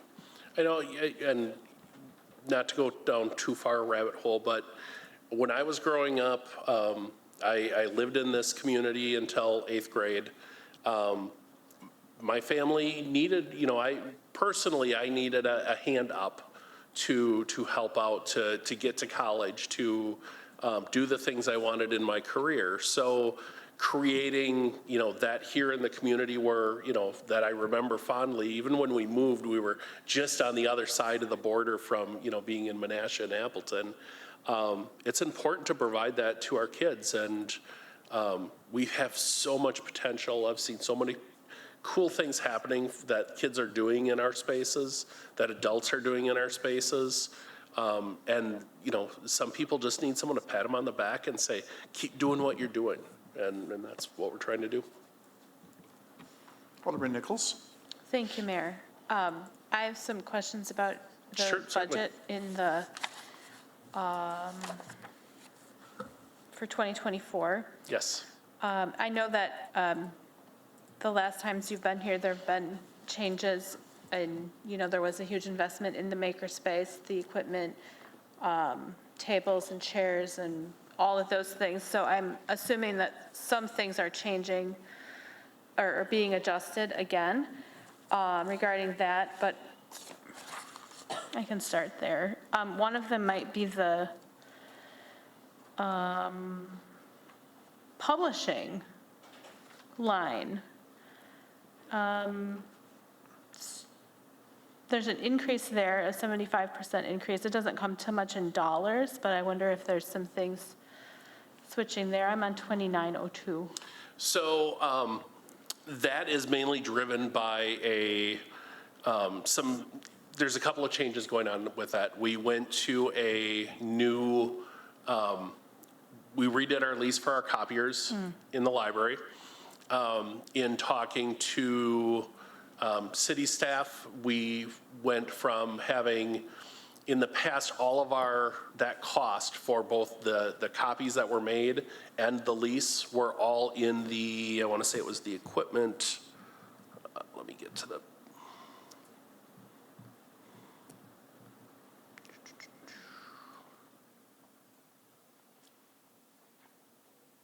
It was put into the repair, maintenance, contract services line. So you'll see that line is actually down $3,000. That's the management professional services It's the line? 2404. It's repair, maintenance, and services contracts. Specialized equipment probably on your sheet, sorry. Got it. Yes, that was another one I had highlighted. Okay, it's good to know when things get So moved around. it's just a shift in how those funds are split up. Got it, thank you. And then tools and equipment and promotional. There's a decrease in tools and equipment and an increase in promotional. Yes. So promotional is actually all of the materials we buy to do our programs. So when we have a 30+% increase in people attending programs, those costs kind of translate to spending more to pay for said programs. The tool line is down. A lot of that money has been used to invest in tools that are used in the makerspace. Unlike some of the stuff in our computers and technology line, the tools tend to have a little bit more of a service life to them. So once we buy them, having to replace them, we don't have to do that quite as often. So we've been able to save some dollars there.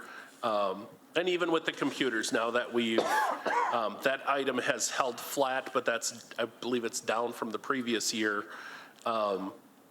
Because again, we bought our first set of stuff. Now we're to the point where we're replacing some of the stuff, but not all of it, so. Okay. I thought that's what it was related Yeah, to. it's and I just wanted to be service life sure. of the equipment. And my last question is under professional services in management, 2106. Yes. I think I know what this might have to do with, but I'll listen. So this is actually a couple of different things. In the current budget this year, a lot of that line, there was some fees from the architecture services that were left over from the community engagement process. The primary driver of the drop in that is we have chosen to end our contract with Unique Services or Unique Management. That is the company that goes out and basically does cost recovery for the library. We're finding we are paying substantially more for that service than they're actually bringing back into the library. We've recouped, I think, about $250 from them, and we're spending $300 per month.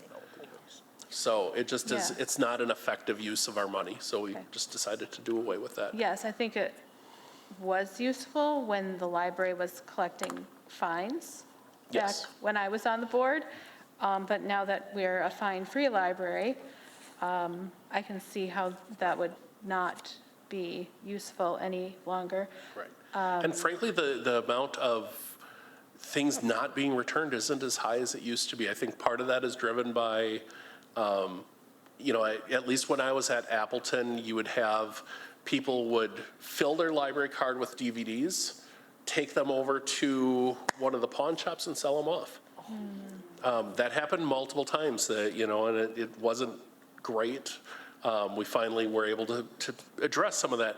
But the fact of the matter is DVDs don't have much of a value anymore, so there's nothing driving people to do that sort of thing. Most of our patrons have been very good.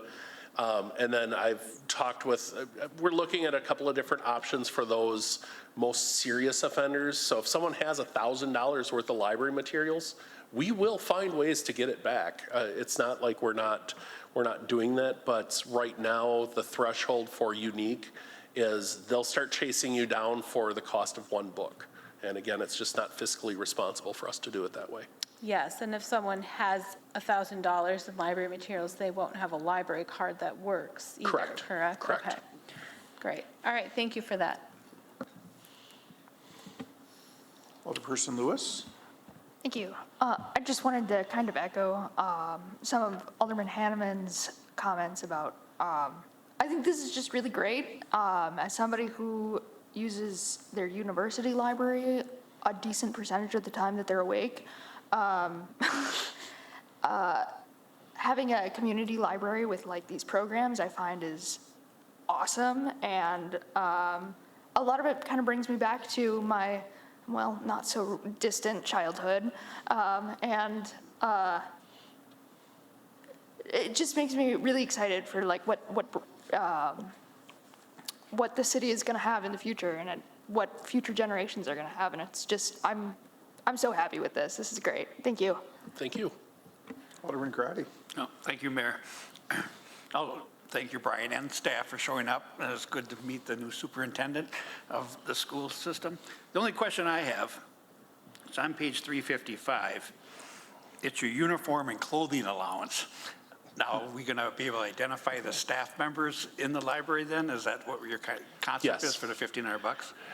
Yeah, so this is primarily for not as much in the library as when we have people going out to do community outreach. We've had a number of engagements we've done where it's not very clear that someone's part of the library staff. The example I used with the library board was my own experience. We did our dive-in movie, and some, 50-year-old guy hanging around at the pool with everyone. you want to make it clear that you're there for a reason. So really that's, I don't know that honestly, I don't expect we'll spend all of that amount, but that is what's driving that, is so we can have apparel that identifies us as library staff. Alderman Hammond? Thank you, Mayor. As I'm kind of envisioning these new spaces and the exciting opportunities that lay forward, I'm wondering if you could speak to the thought or just, I guess, the game plan for contributing and including ADA compliances regarding different opportunities for folks with varying abilities to be able to access and enjoy the library for like ADA compliances, sensory, because I'm kind of thinking of the space, and there's going to be those portions of the library that are loud, moving, and exciting, but for folks to be able to step away if they're overstimulated and things like that. So I was just wondering if you could speak to that a little bit, because as I'm thinking about this, I just really want to make sure that it's equitable for all. Sure. Yeah, so it's not very clear in the 3D image, but just off of that open story time area, there is a smaller space that's kind of a sensory room where people can go again if they're overstimulated. We also have looked at, not so much from an architectural standpoint, but just a technology standpoint. We do have noise canceling headphones available. But again, we do have people who have tactile issues, and having something attached to their head does not work well for them. So we're trying to address those things as they go. If you've used the makerspace, one of the things you may or may not have noticed is, again, most of our tables and stuff are actually adjustable for height. So if someone is wheelchair bound, we have the ability to make adjustments to accommodate their usage. And then another portion of that, again, it doesn't get addressed in the renovation itself, but our staff is going through constant training of how to handle different situations, how to accommodate people in their needs, and then doing specialized program for different groups within our community that we've identified that might need a different or want a different approach to how we do things. That's fantastic. Thank you. You're welcome.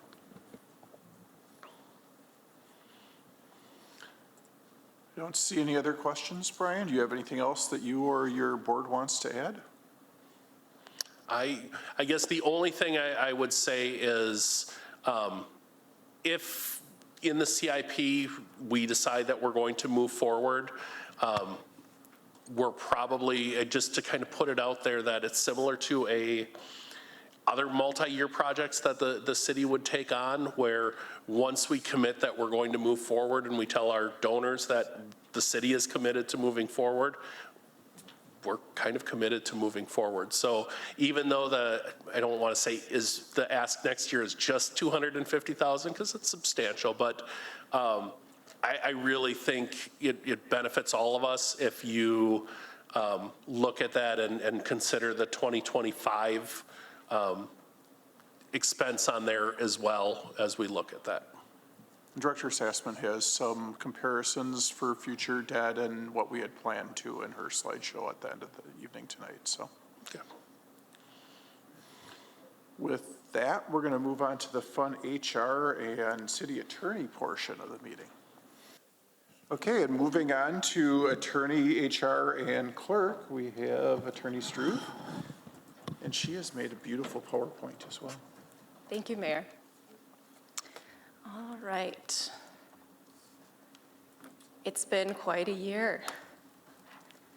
So I just wanted to put together one slide to show some of our accomplishments. We have a new city clerk and a new deputy city clerk. The upper left-hand portion where you see the blue dots shows what is on our clerk's office webpage. So we have a new website coming out next week, I believe. And Val's put in quite a few hours along with many other staff members. But that's just one example of what the clerk's office webpage will look like. let's see, Muni Code. We've been able to begin implementing Muni Code.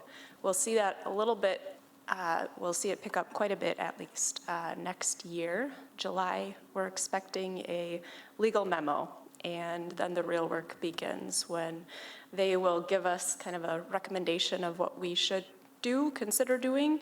And then it's on us to talk through those changes and make those recommendations and go through the appropriate procedures in doing so. So July, expect the next update for Muni Code shortly thereafter.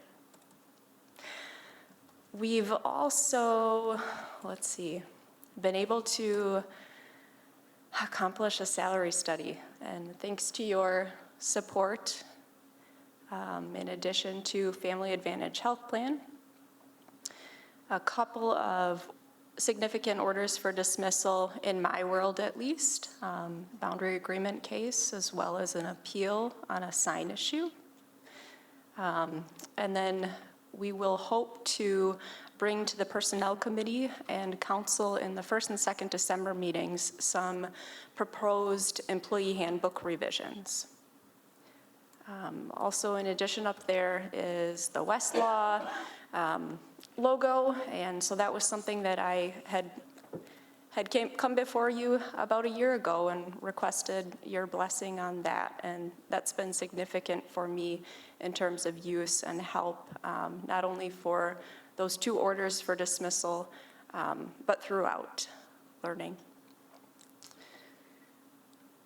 Moving on.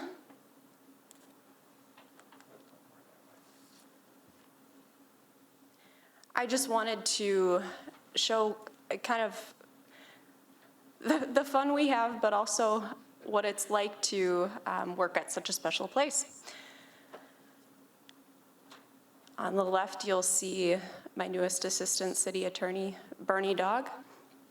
The lower left was our most recent kind of fun day, Halloween. So Kimberly had set up a monochromatic kind of a costume contest. So each department was given a color, and then they kind of took it and carried away. And the finance/IT department won with just flying colors. And they'll be on display a little bit later in the slideshow, but very creative. And kudos to Andrea in IT, who had just created, and you'll see it a little bit later, but amazing costumes this year. We have some fun food days. For the holiday season last year, we made, to decorate our tree that is along the marina here, we made birdseed, gelatin, peanut butter ornaments that unfortunately the birds didn't really enjoy, but we had fun doing it. We kicked off the summer on the lower right with a grill out, cookout. Everybody brought their own favorite summer dishes. We had a Friendsgiving meal, a luncheon last year, so we like to have fun. Work hard, fun hard. Up on the right top corner too, we just kicked off our fall bingo, so encouraging staff to get outside, not do work for a little bit, and check off a bingo square.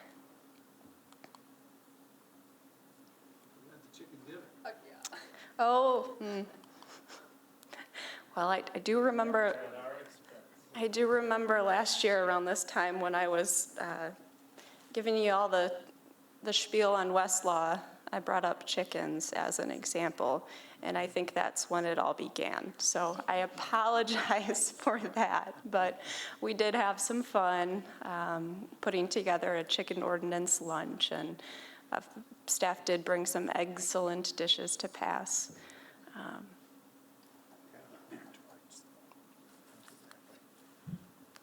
There. All right, moving on to business. So if you'll see on page 189, that's where the city attorney's budget begins.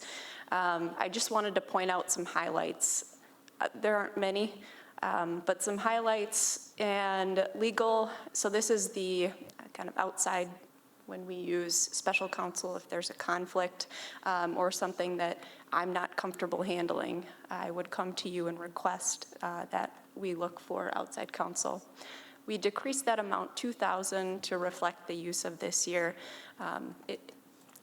Different things can happen every year. So based on the use last year, though, we decided to recommend decreasing that a couple of thousand.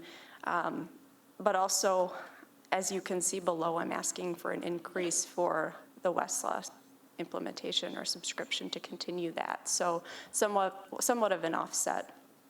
The second item is computers and technology, just showing page 190 now, 3012. There's no need for a new PC this year, so that amount goes to zero. And then thirdly, lastly, page 190, periodicals and subscriptions, and this is the Westlaw subscription, legal research subscription, ending in 3201, increased from last year $3,000. And again, that reflects the entire year-long subscription. This year was only a portion of the subscription, and because it was a new subscription, we were able to receive a few months, 3 months free. So that's given the increase in that cost. Any questions on the city attorney budget?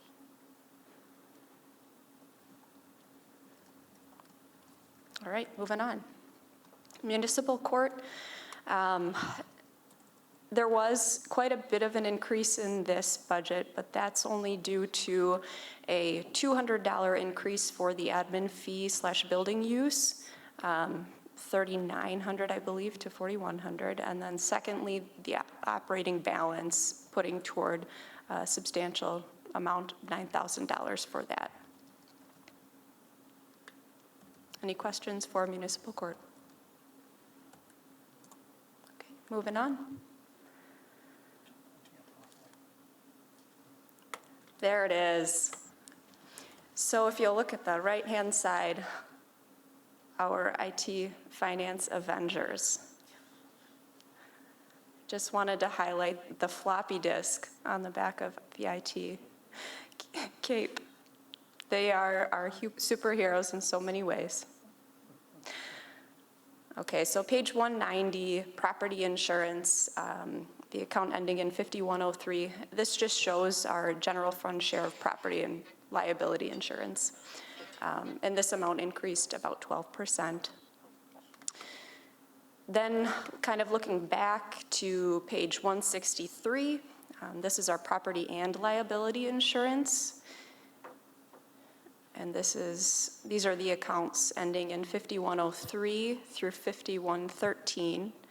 And this reflects all of our property and liability insurances. So CIVMIC, MPIC, Alliant, vehicle, computer and equipment, boiler, crime, public liability, employment practice liability, underground storage tanks that we just saw this week earlier, volunteer, pollution, legal liability.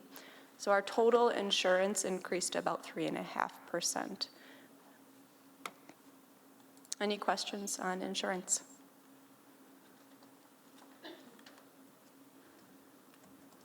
Our self-funded dental, page 165. And this is the account ending in 1503. There was a projected decrease in expenditures of about $13,000. Any questions on dental?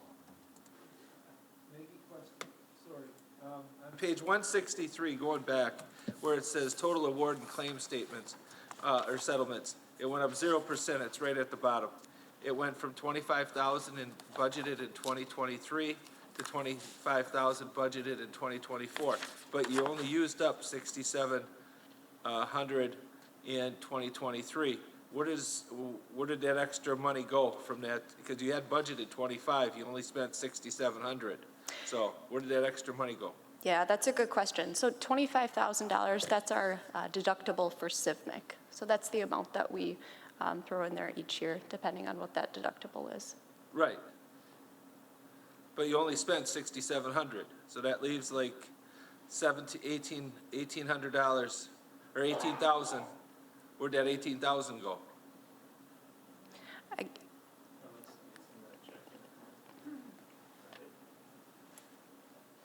You know what I'm talking about? Jennifer's going. Okay. No one turned that mic on yet.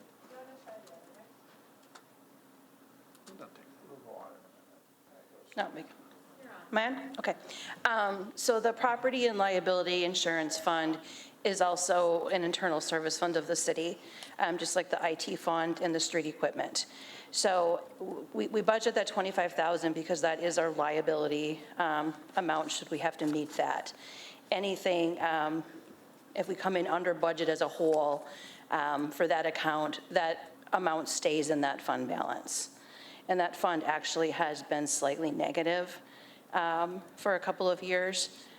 So it doesn't, it's not a tax levy fund. However, the general fund does support a good portion of this budget. But anything that is left over stays in that fund. Okay, all right, thank you.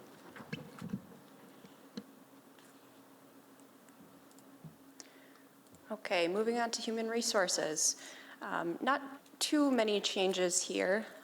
Looking at wages, page 193, you've heard from finance now, the payroll clerk and HR admin assistant position. Since payroll moved to the finance department earlier this year, there's a 50-50 split there. So a reduction there. Then page 193, with regard to total employer contributions, this decrease in this section just reflects the benefits fluctuation, but also that 50-50 change.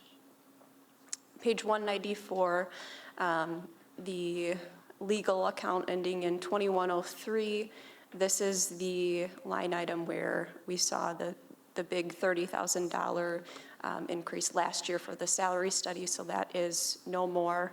But I believe $1,000 is still there for, in any event, we would need to seek outside counsel for any HR-related issue that's either conflict in nature, or outside the scope of what I can do. Any questions on legal? Yeah, I want to go back to the page 193, the 50-50 payroll clerk. Explain to me the history behind that. Why this change, and where was it before? I mean, isn't it still under your tutelage or whatever? So that position now is overseen by Kimberly and myself, 50%, but then the other 50% by finance manager Pearson, as well as director Sassman. I don't understand the chain of command there then. Are you the head? You're saying 50-50. I don't see a chart here how this has changed. The organizational chart? Yes. So this position now reports 50% to payroll and 50% to human resources. And for what reason? We should back up probably a little bit. Yes. We had one person that can do payroll, and that was it. If that person wasn't able to be here for the week, we were in trouble. So we started splitting some of those payroll functions between someone in finance. There's the answer. And the other area. And then we also added some other HR functions into the person who normally did payroll. So we kind of reshuffled some of the duties that were in that, in the I finance noticed and that the in HR payroll, areas. there was some, we received an email that it was done early, but the payroll didn't go out until that Thursday, right? So is that part of this then, kind of like what you're saying? Was that person gone on vacation, or why was that out so early? I believe that was because our payroll clerk was on vacation that day. Sure. Okay, that's what I said to Randy. And it was all happening, we got paid. And I go, No, that is not what happened, Randy. Don't make up stuff like that. It did confuse me because I was looking for my paycheck on Wednesday. No, then and I told versus you Thursday. exactly why I thought it was done that way, because the individual I said probably was on vacation. Don't make up stuff like that. So this doesn't really have You're any- on camera, Randy. This doesn't really have any budgetary impact. It's just Well, and it's moving important to me portions. because I want to know the chain here, and this was done, and it really wasn't something that came across to the council to change over. It was done administratively, I guess. I think it should have been done that way. It should have been brought to personnel, and it should have been discussed. And I'm sure it wouldn't have been any problem, but that's the direction it should have taken. Okay, all right. Any other questions on that legal item? Okay. Lastly then, page 195, the computer and technology, this just shows 2 needed PC replacements for next year. Any questions on that? Okay. Just wanted to give a shout out to HR Manager Cardoza and Kate. Kate did a fantastic job at putting together a couple of cakes in the top right corner. Kimberly put together those bento boxes in the middle photo for staff. This came out of our wellness fund, as well as some documents or papers that employees can use to put together meal preparation for health and wellness. And we recognized our 25-year employees as well. That's what the plaques are on the other side. The vast majority of those were in the fire department. But it was a fairly large year, I think, for 25-year awards. Got to point that way. Moving on to the clerk's office. Page 199, overtime, double time, ending in 1001. This amount is increased due to the potential 2024 elections that we're anticipating. Employer contributions ending in 1501 to 1511. This amount decreased, and that again reflects the changes in employee benefits. Management, an account ending in 2106. There's a new line item there that shows Muni code 8,992. Just wanted to clarify that $15,000 last year was placed in the account on page 201, ending in 8002. That is titled Other Equipment and shows capital outlay. So that was a swap, and I believe Clerk Newman and Director Sassman put that together as a logical place for that item to be instead of other equipment for the capital outlay. Telephone, $300 increase for the city clerk to carry a cell phone. It's very common for the clerk to need a cell phone for election purposes, for poll worker coordination and whatnot. So our former city clerk had been using her personal line, and I thought it would be a good idea for our city clerk. City clerk also thought it would be a good idea to have a separate a separate cell phone, city-issued phone for that purpose.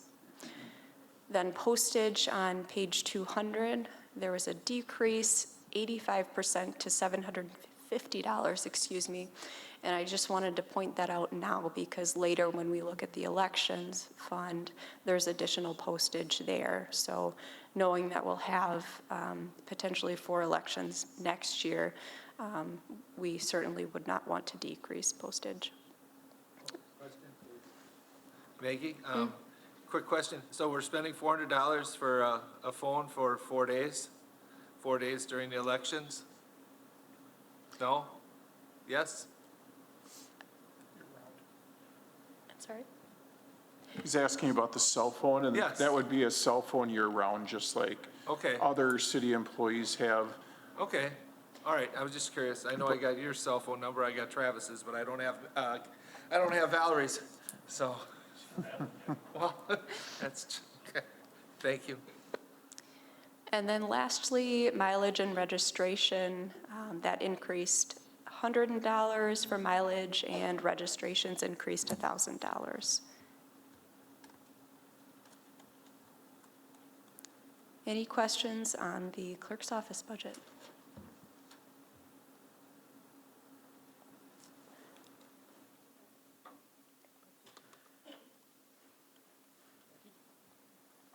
Thank you. Would the deputy clerk have a city-issued cell phone as well? That's a good question. No. Can I ask why? Is it appropriate to ask why?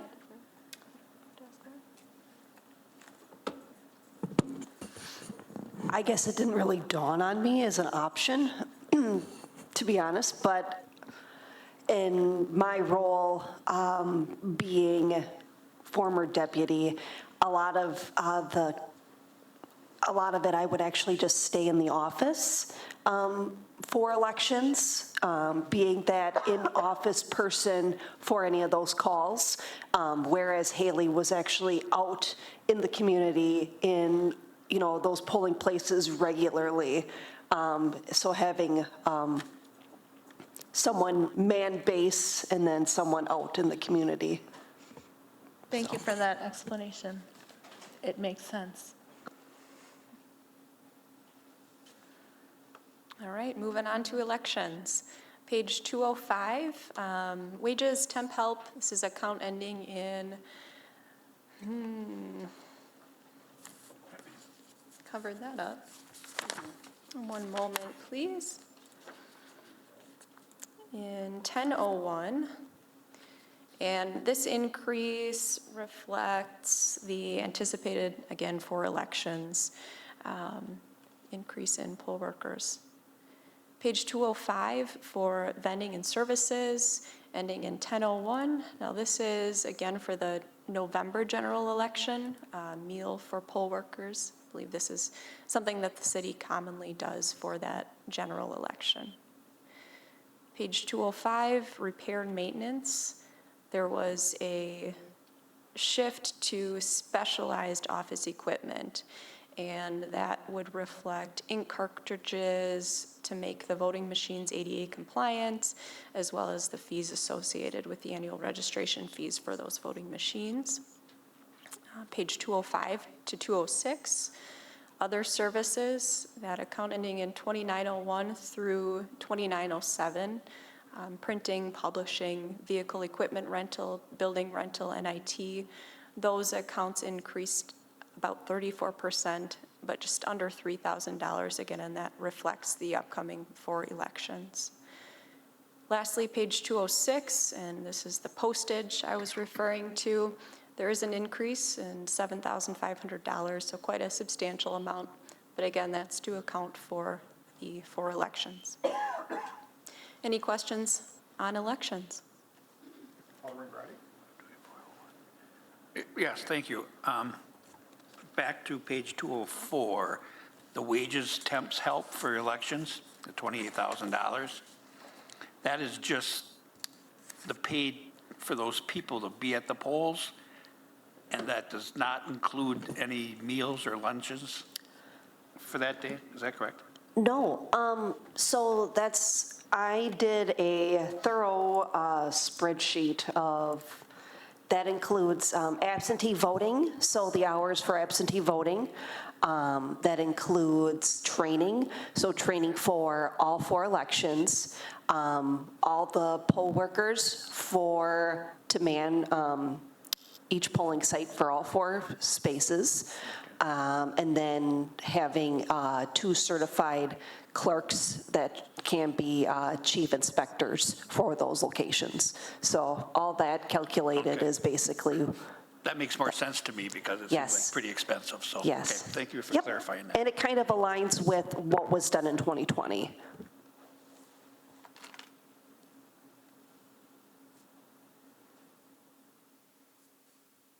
Okay, moving on to questions.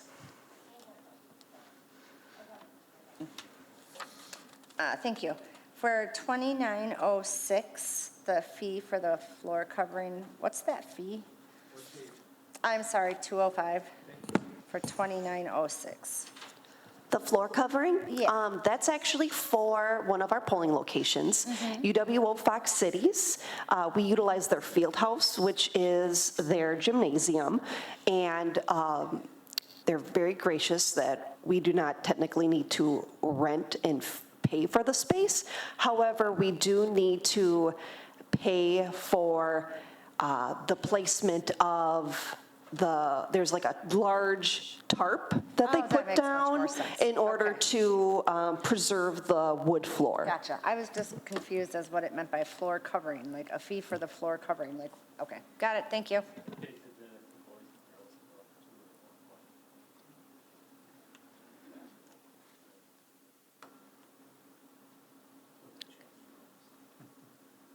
Thank you very much.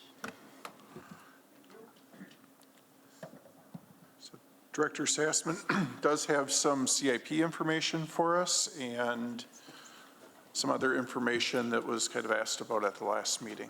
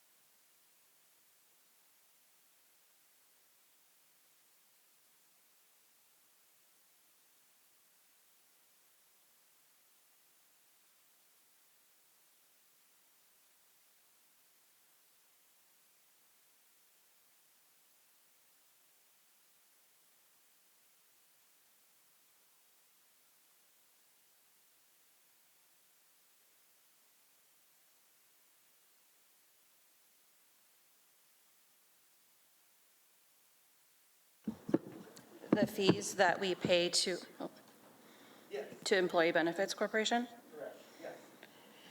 That is part of the HR budget. Let me just get to that page as well so I can show you where it is.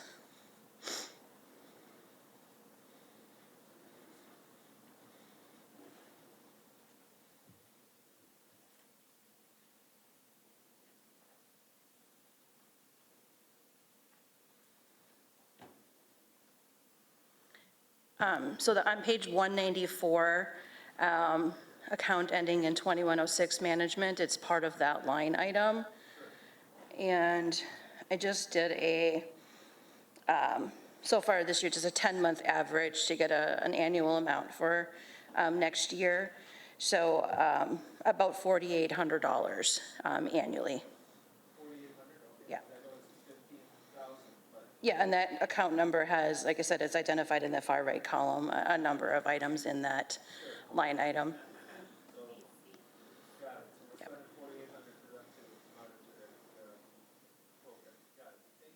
You're welcome.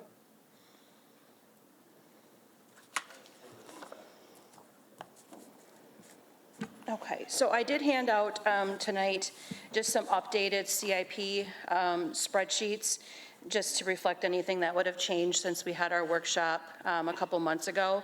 I'll be focusing on the one that is by funding source, but just to have both reports at your disposal. The other one obviously would list the project in its entirety. But I think for the focus of our conversation to wrap up tonight, I think we're mainly focusing on the projects that affect our borrowing. So the same totals in those reports, it just shows it in a different way.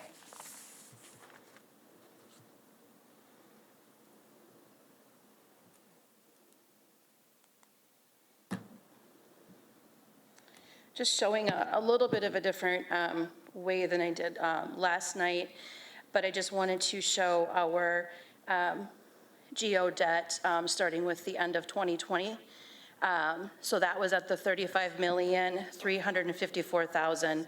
That was the year that recognized the Public Works facility debt.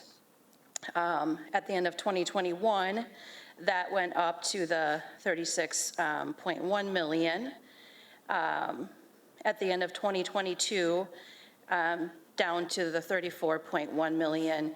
That was reflective of borrowing for our 21 and 2022 CIP projects. We did it together that year. And then that was also the year that paid off our TID 9 debt. Where we're going to end up for the end of 2023 is the $36,490,000. And that is earlier this year, we borrowed the $3.6 million for the Woodland Lakes Cottages project, as well as the $1 million for Lake Park Heights developer project as well. So that is the numbers that make up where we will be at the end of this year. An estimated amount for the end of 2024 would be the $35,625,000. So a decrease in the overall GO debt amount. And that is anticipating approximately borrowing $1.9 million for our current 2023 CIP projects. Obviously, I'll have a tighter amount once we get, through the end of the year. And then, again, obviously an estimated amount where we would be at the end of 2025 would be that could be the $39,963,000. Obviously a big jump there of over $4 million. And that would be broken down by the 2024 CIP projects, and I'll highlight that in the spreadsheet if we would do all of those. And then there's also accessible projects, would be just over $1 million, and then 2 potential developer projects at $1.6 million as well.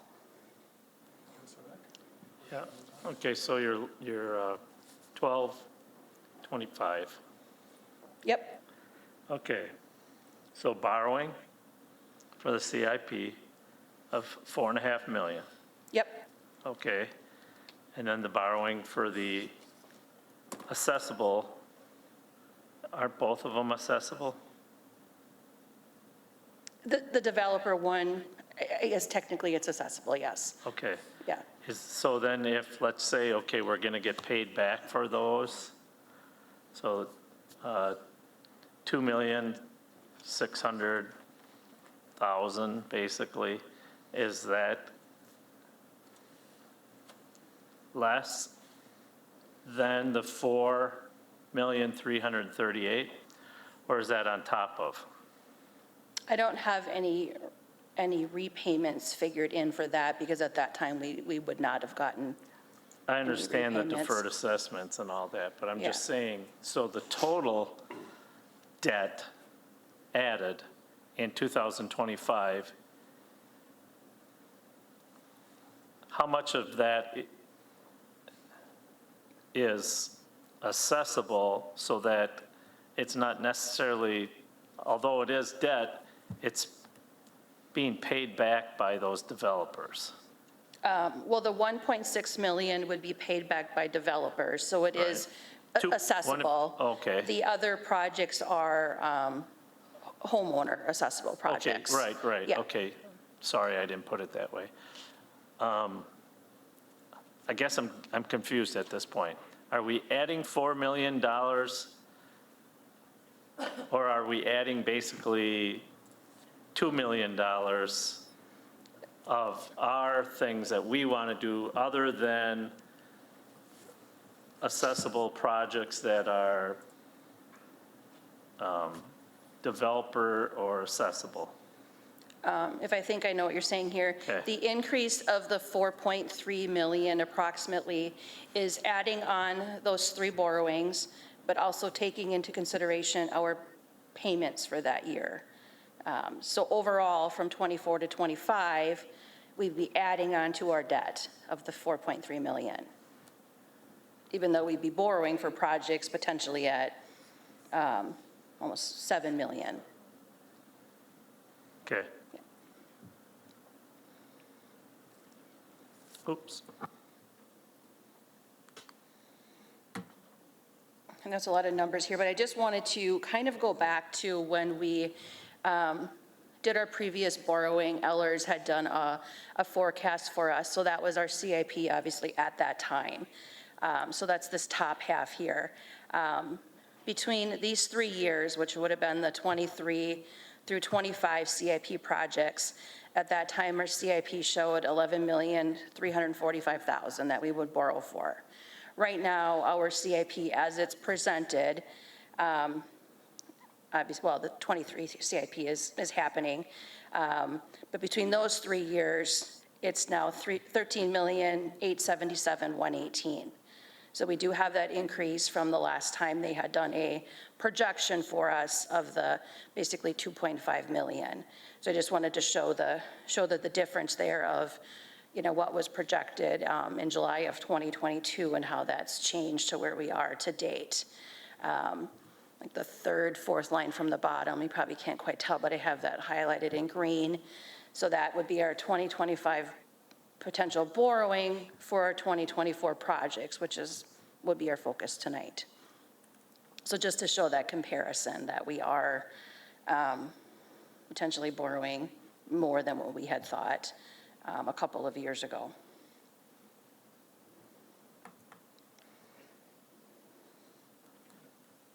You're going to another slide?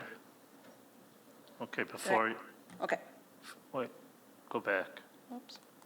There we go. Okay, so let's talk about the library. Seeing that he's here. So you're looking at a projected cost of almost $14 million? No? With, because I see in here there's 7 million as far as donations. So right now, And the city line, share oh, I'm would sorry. be 2.5 million?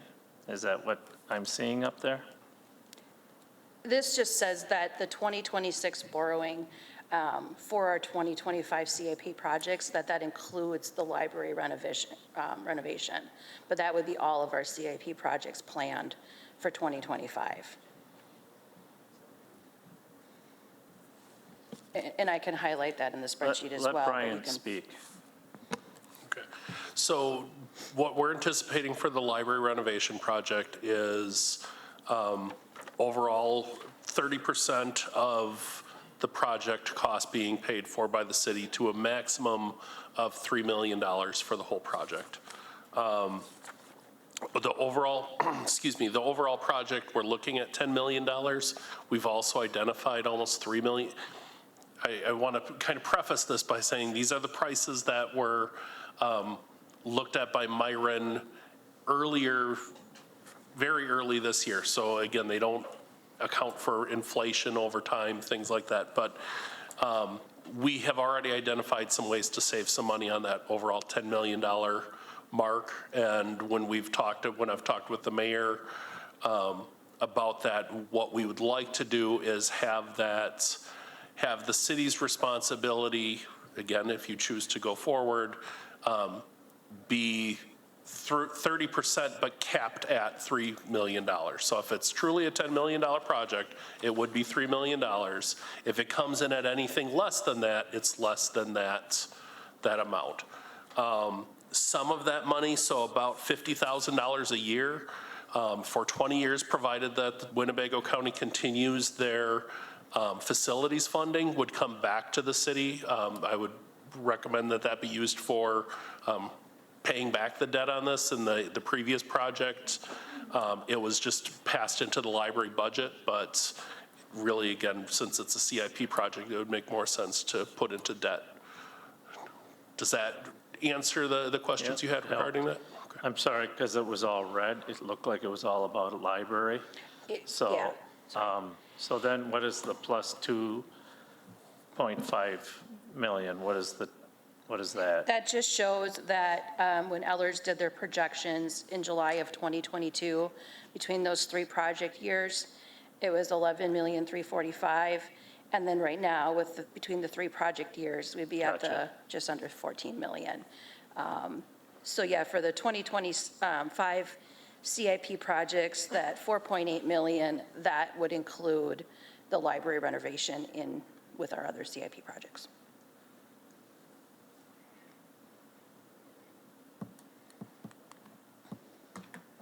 And I just did a little bit of a breakdown, basically by department. So if you take a look at the handout I gave to you, the one that's by funding source, the general obligation, I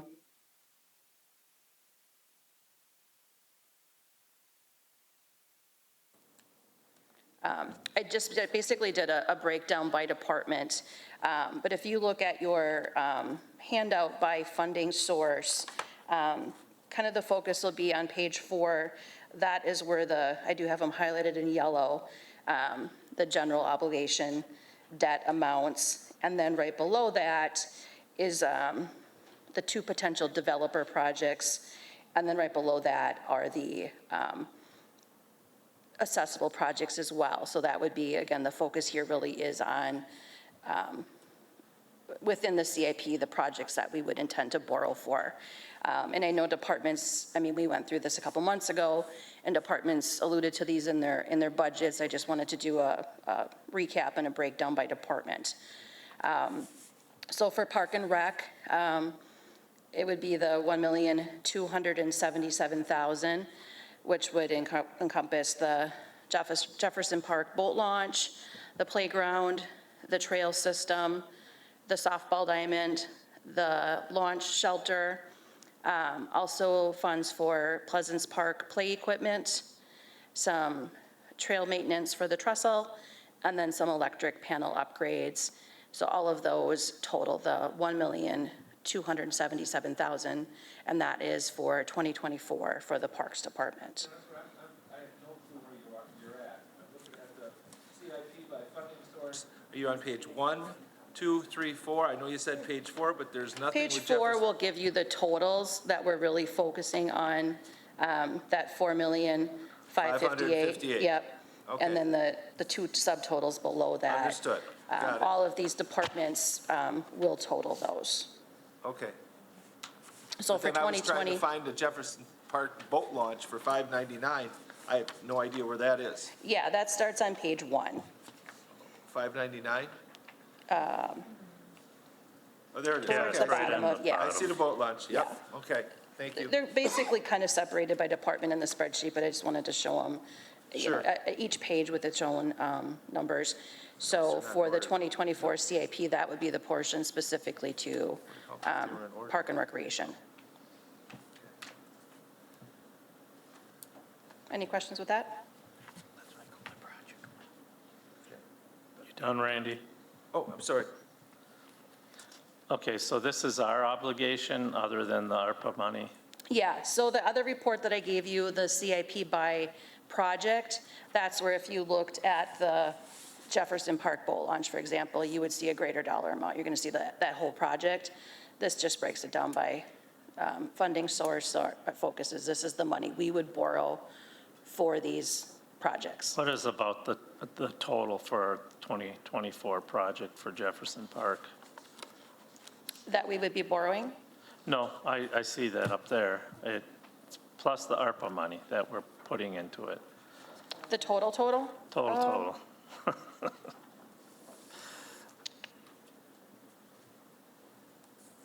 I don't know that I have it super handy, but I can get it to you. Okay, yeah, Yeah. that's fine. Let me just make a.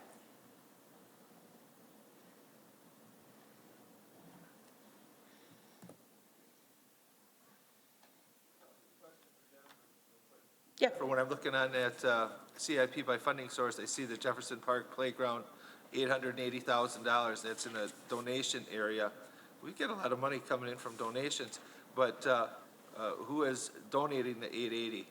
Did you ever, or is that something that'll tell us later? That I'm not sure. Okay, I know I'm not. Okay, all right, thank you. Yep.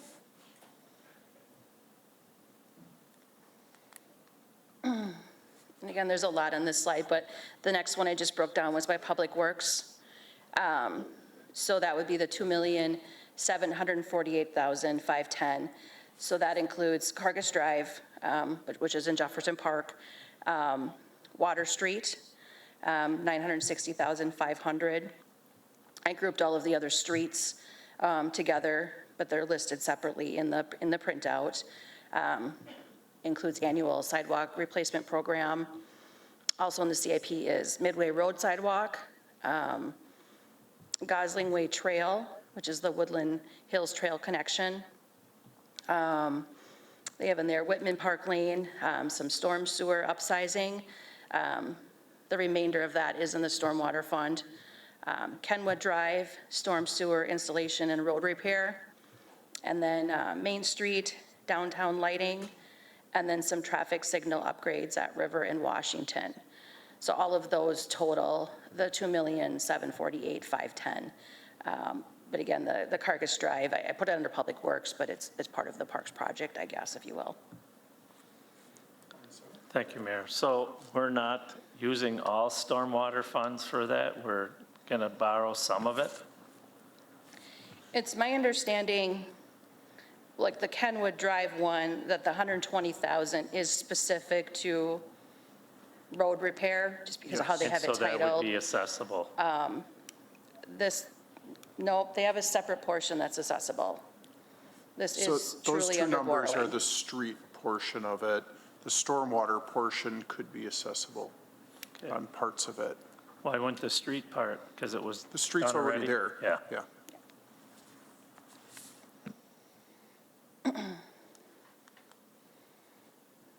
And then the police department, there are two items totaling 40,000 that we would be borrowing for. One is the replacement of the First Street parking lot, and then the door security system that they had talked about tonight as well.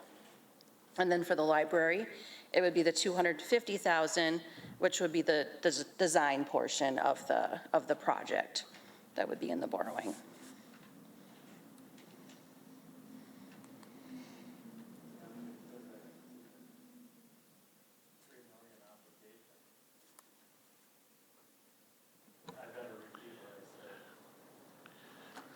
Does that 250,000 also, is that addition to the 3 million obligation if it's a $10 million project? No. The total for the city would be 3 million. So it'd be 250 next year, and then potentially 2,750,000 the following year. Yep. Or less. Like the last part. And then for the fire department, the capital requests that we would borrow for would total 243,372. There is a fire engine, just to keep the CIP, I guess is, I don't know. I did split that between 2 years. We do know that there's not a prepayment type of a benefit anymore, so we wouldn't necessarily pay the one half in 2024. But I did split that. They have an annual fire equipment maintenance program. Again, as I talked about last night, some of kind of their bigger, smaller equipment, if you will. They are planning on doing a living quarters remodel. That one is 100% Menasha share, and then some window replacement as well. That one is 100% Menasha funded. So those four items total the 243,372.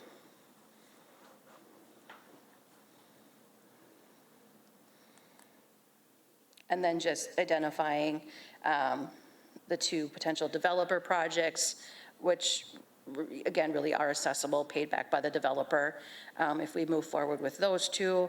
And then accessible projects, accessible to the homeowners, the little over 1 million for that. So all of those department totals are what is going to equal on page 4 the highlighted rows. So of our projects, those would be the ones that we would borrow for.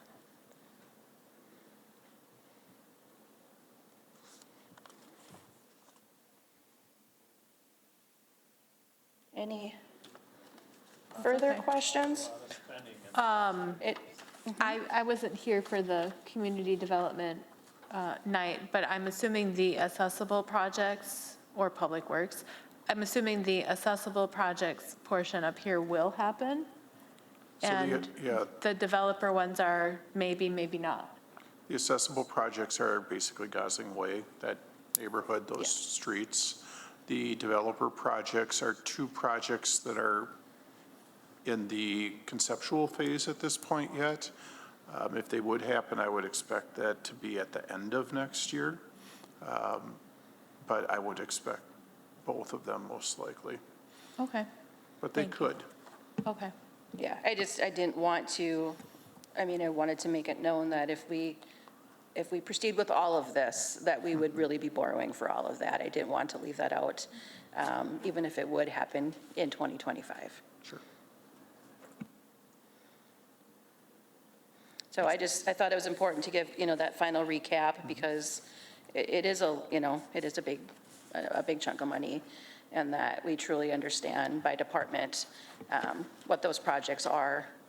And then like I said, if you guys have any further questions, once you kind of look through these handouts, just reach out.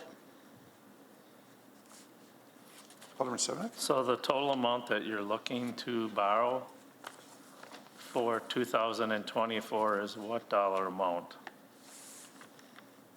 For the 2024 projects? For 24, yes. Page up. Let's go back a couple slides. I think it was actually your first slide, but So we'd be borrowing. It would be I don't think I added it up in total. You did on page 4. page, Yeah, so it would be the 4,558,882. hold on. I wish these would have page numbers on them, they don't, but anyways, yep, I got it.